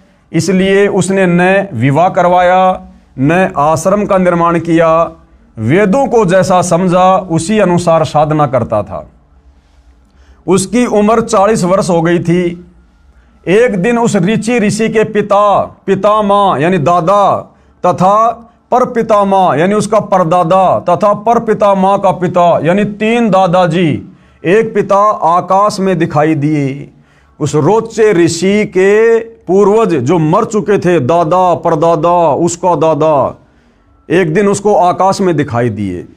उससे पहले वो रोचे ऋषि वेदों के अनुसार सत भक्ति कर रहा था, लेकिन उसके पूर्वजों ने जो भूत बने हुए थे, उन्होंने उसको वेद विरुद्ध साधना पर लगा दिया। तथा परपितामह का पिता यानी 3 दादाजी, एक पिता आकाश में दिखाई दिए। बोले, बेटा रुचि, तूने विवाह क्यों नहीं करवाया? हमारे श्राद्ध कर्म पिंडदान क्यों नहीं कराया? बेटा हम पितर बने हैं, हमारे कर्मकांड करो। क्योंकि रोचे ऋषि के दादा ने परदादा ने वेद विरुद्ध साधना की, मनमाना आचरण किया, और फिर वो भूत बन गए, प्रेत बन गए। पितर बन गए, कष्ट भोग रहे थे। तो वो सारे के सारे रोचे ऋषि को दिखाई दिए और उसको क्या कहा कि बेटा रुचि, तूने विवाह क्यों नहीं करवाया, हमारे श्राद्ध कर्मकांड पिंडदान क्यों नहीं कराए, जबकि वेदों में और गीता में ये पाखंड करने के लिए कोई आदेश नहीं है। बेटा हम पितर बने हैं, भाई सत भक्ति करते पितर क्यों बने, हमारे कर्मकांड करो। रुचि ऋषि बोला, हे पिता, हे पितामहे, वेद में कर्मकांड को अविद्या कहा है, यानी मूर्खों का कर्म बताया है वेदों में। श्राद्ध निकालना, पितर पूजना, यानी मूर्खों का कर्म बताया है, ये नहीं करना चाहिए। पितर बोले, बेटा ये सत्य है। वो पितर क्या कह रहे हैं कि बेटा रुचि, बिल्कुल वेदों में ऐसा ही लिखा है कि श्राद्ध नहीं निकालने चाहिए, ये पितर पूजा नहीं करनी चाहिए, कोई भी कर्म कांड नहीं करना चाहिए। पितर बोले, बेटा ये सत्य है कि वेदों में कर्मकांड यानी भूत पूजा, पितर पूजा, देव पूजा को अविद्या यानी मूर्खों की साधना कहा है। आप जिस मार्ग पर लगे हो, वो पूर्वज कहने लगे कि बेटा रुचि, आप जिस मार्ग पे लगे हो ना, जो वेदों के अनुसार साधना कर रहे हो, यह मोक्ष मार्ग है। बेटा हम बहुत दुखी हैं, हमारा कर्मकांड कर, विवाह करवाओ। चारों पितर भी ऋषि थे, इन्होंने वेद विरुद्ध भक्ति की, जिस कारण से पितर योनि में कष्ट उठा रहे थे, अपना जीवन नष्ट किया, अपने बच्चों को सुमार्ग छुड़वाकर, यानी रोचे ऋषि जो वेदों के अनुसार साधना कर रहा था, सुमार्ग पर लगा हुआ था, उन पितरों ने अपने उस बच्चे का सुमार्ग छुड़वाकर कुमार्ग में धकेल दिया। उसको डरा के, धमका के, लोभ लालच दे के कि पितर तेरा ये भला कर देंगे, पितर तेरा ये कर देंगे। और गुरुदेव कहते हैं वो पितर खुद तो भूखे मर रहे हैं, बता रुचि ऋषि का भला क्या भला कर देंगे। लेकिन उस वेद अनुसार साधना पर लगे हुए रुचि ऋषि को भी उन पितरों ने भ्रमित कर दिया और वेद विरुद्ध साधना पर लगा दिया, कर्म कांड में लगा दिया। रुचि ऋषि ने विवाह करवाया, एक पुत्र हुआ, उसका रोचे नाम रखा। अब इस कथा का क्या सार है, गुरुदेव हमें वो समझाना चाहते हैं। इस कथा का सार क्या है? रुचि ऋषि ने कहा कि कर्मकांड यानी पितर पूजा, भूत पूजा, देव पूजा को वेदों में गलत बताया है। पितर भी ऋषि थे, वेद याद कर रखे थे, पढ़ते भी थे, वे तुरंत मान गए कि वेद में ऐसा ही लिखा है। यह जो वेद ज्ञान है ये वेदों से लिया सत्य है, परंतु कर्मकांड ऋषियों के घर का है। ये ऋषि क्या करते थे, ज्ञान तो वेदों का बताते थे, लेकिन ये कर्मकांड अपनी तरफ से करवाते और करते थे। ये वेदों से लिया सत्य है, परंतु कर्मकांड ऋषियों के घर का है, नरक का मार्ग है, ये हमने नहीं करना है। गीता अध्याय 9 श्लोक 25 में वेद ज्ञान इस प्रकार है। अब भाइयों और बहनों, गीता अध्याय 9 श्लोक नंबर 25 में ये पितर पूजने के विषय में, भूत पूजने के विषय में, श्राद्ध निकालने के विषय में क्या दिशा निर्देश हैं। देवताओं को पूजने वाले देवताओं को प्राप्त होंगे, यानी जो लोग देवी देवताओं की पूजा करते हैं, जिन देवी देवताओं की पूजा करने के लिए गीता जी मना कर रही है, गीता अध्याय 7 श्लोक नंबर 12 से 15 में वेद मना कर रहे हैं, तो जो व्यक्ति देवी देवताओं की पूजा करेगा, मरने के बाद वो देवी देवताओं के लोक में चला जाएगा और उनका नौकर बनेगा, थोड़े बहुत समय रहेगा, फिर नरक में ठोक दिया जाएगा। और पितरों को पूजने वाले यानी श्राद्ध निकालने वाले, पिंडदान आदि करने वाले, ये पितरों को प्राप्त होंगे, यानी जहां उनके पूर्वज बैठे हुए हैं वो भी वहीं जाकर पितर बन जाएंगे, अपना जीवन बर्बाद करेंगे, यानी पितर बनते हैं। और भूतों को पूजने वाले यानी 13वीं महीना वाली क्रिया, अस्थि उठाकर गंगा में प्रवाह करना, श्राद्ध आदि करना, भूतों को प्राप्त होते हैं, यानी वो प्रेत बनते हैं। मेरा पूजन करने वाले मुझे प्राप्त होंगे। कौन कह रहा है? काल ब्रह्म कह रहा है कि मेरा पूजन करने वाले मेरे को प्राप्त होंगे। तो काल ब्रह्म की पूजा करने वाला कहाँ जाएगा? उसके ब्रह्मलोक में जाएगा। ब्रह्मलोक में जाने के बाद फिर वो जन्म मरण में आएगा। तो 21 ब्रह्मांड में भाइयों और बहनों काल तक की पूजा से मोक्ष नहीं है। ये सारी बातें कहाँ लिखी है? गीता अध्याय 9 श्लोक नंबर 25 का सारांश है ये। जैन संस्कृति कोश पुस्तक के पेज नंबर 176 पर लिखा है कि राजा नाभि राज अंतिम कुल कर थे, यानी सतयुग में राजा नाभिराज अंतिम राजा थे जो वेदों के अनुसार साधना किया करते थे। कुलकर का अर्थ है जो अपने कुल की मर्यादा के अनुसार धर्म करता था। उसके बाद तो खाली झूठी फीत लगाई थी रामचंद्र जी के नाम के आगे, पुरुषोत्तम पुरुषोत्तम। ये मर्यादा ये तो सतयुग में 1 लाख वर्ष के बाद राजा नाभिराज के बाद समाप्त हो चुकी थी। अयोध्या के राजा नाभिराज थे। नाभिराज इक्ष्वाकु वंशी था, वेदों अनुसार साधना करता था, वह अंतिम था। उसके पश्चात उसके पुत्र ऋषभ देव जी ने वेद के विरुद्ध मनमाना आचरण प्रारंभ किया। 1 वर्ष तक निराहार रहा यानी भूखा रहा तथा 1000 वर्ष तक घोर तप किया। इससे सिद्ध हुआ कि ऋषिजन नाभिराज के पश्चात उसी इक्ष्वाकु कुल में ऋषभ देव हुए जो नाभिराज के पुत्र थे। वे उसी समय से ही शास्त्र विधि त्याग कर मनमाना आचरण करने लगे थे, यानी वेदों के विरुद्ध साधना करने लगे थे। इस पुस्तक के लेखक प्रोफेसर भागचंद्र जैन भास्कर जी हैं तथा प्रकाशक है डॉक्टर प्रेम शंकर द्विवेदी व डॉक्टर भागचंद्र भास्कर हैं। इस पुस्तक के पेज नंबर 175 से कुछ अंश इस प्रकार है। इस तरह ऋषभ देव जी के विषय में निष्कर्ष रूप कह सकते हैं, ऋषभ देव के पुत्र मरीचि यानी भरत के पुत्र को पुराण में वैदिक धर्म का प्रवर्तक माना गया है। यही मरीचि जैन परंपरा में आगे चलकर महावीर यानी वर्धमान बना। पेज नंबर 175 से 177 से कुछ अंश जो इस प्रकार हैं। अब भाइयों और बहनों, वो मरीचि वाली आत्मा जिसने सतयुग में अपने दादा ऋषभ देव से नाम उपदेश लिया था, जो ऋषभ देव वेद विरुद्ध साधना किया करता था, और वही मारीची वाली आत्मा आगे चलकर महावीर जैन बना, जैन धर्म का 24वां तीर्थकर बना। अब सतयुग से वो मारीची वाली आत्मा किन किन योनियों में कितने कष्ट उठाती हुई आगे बढ़ी। 20 करोड़ बार गधा, 30 करोड़ बार कुत्ता, 10 करोड़ बार हाथी, कभी नपुंसक बना, कभी पेड़ पौधे की योनियां प्राप्त की, कभी वो बिल्ली बना, कभी देवता बना बीच बीच में। यानी कैसी कैसी दुर्गति उस मारीची वाली आत्मा की हुई, जिस मारीची वाली आत्मा ने ऋषभ देव से उपदेश लेकर भक्ति शुरू की थी। तो भाइयों और बहनों, वर्तमान में जितने भी जैनी हैं तो इनका क्या हाल होगा अगर इन्होंने सतगुरु रामपाल जी को अपना गुरु धारण करके और ये शास्त्र विधि अनुसार सत भक्ति शुरू नहीं की। तो भाइयों और बहनों, उस मारीची वाली आत्मा का फिर आगे चलकर क्या हुआ, वो सारा का सारा इतिहास हम कल रात्रि 9 बजे इसी पवित्र पुस्तक से, जिसका नाम है हिंदू साहिबान नहीं समझे गीता वेद पुराण, जो परम पूज्य परमेश्वर सतगुरु रामपाल जी ने अपने कर कमल से लिखी है, कल रात्रि 9 बजे दास के Facebook page Pawan Das is live पर सभी भाई बहन लाइव जुड़िए। आगे का संदेश हम कल समझेंगे। तो आज के वीडियो में केवल इतना ही। गुरुदेव भगवान हम सबको आशीर्वाद दे, हमारा मार्गदर्शन करे। बंदी छोड़ सतगुरु रामपाल जी भगवान की जय हो।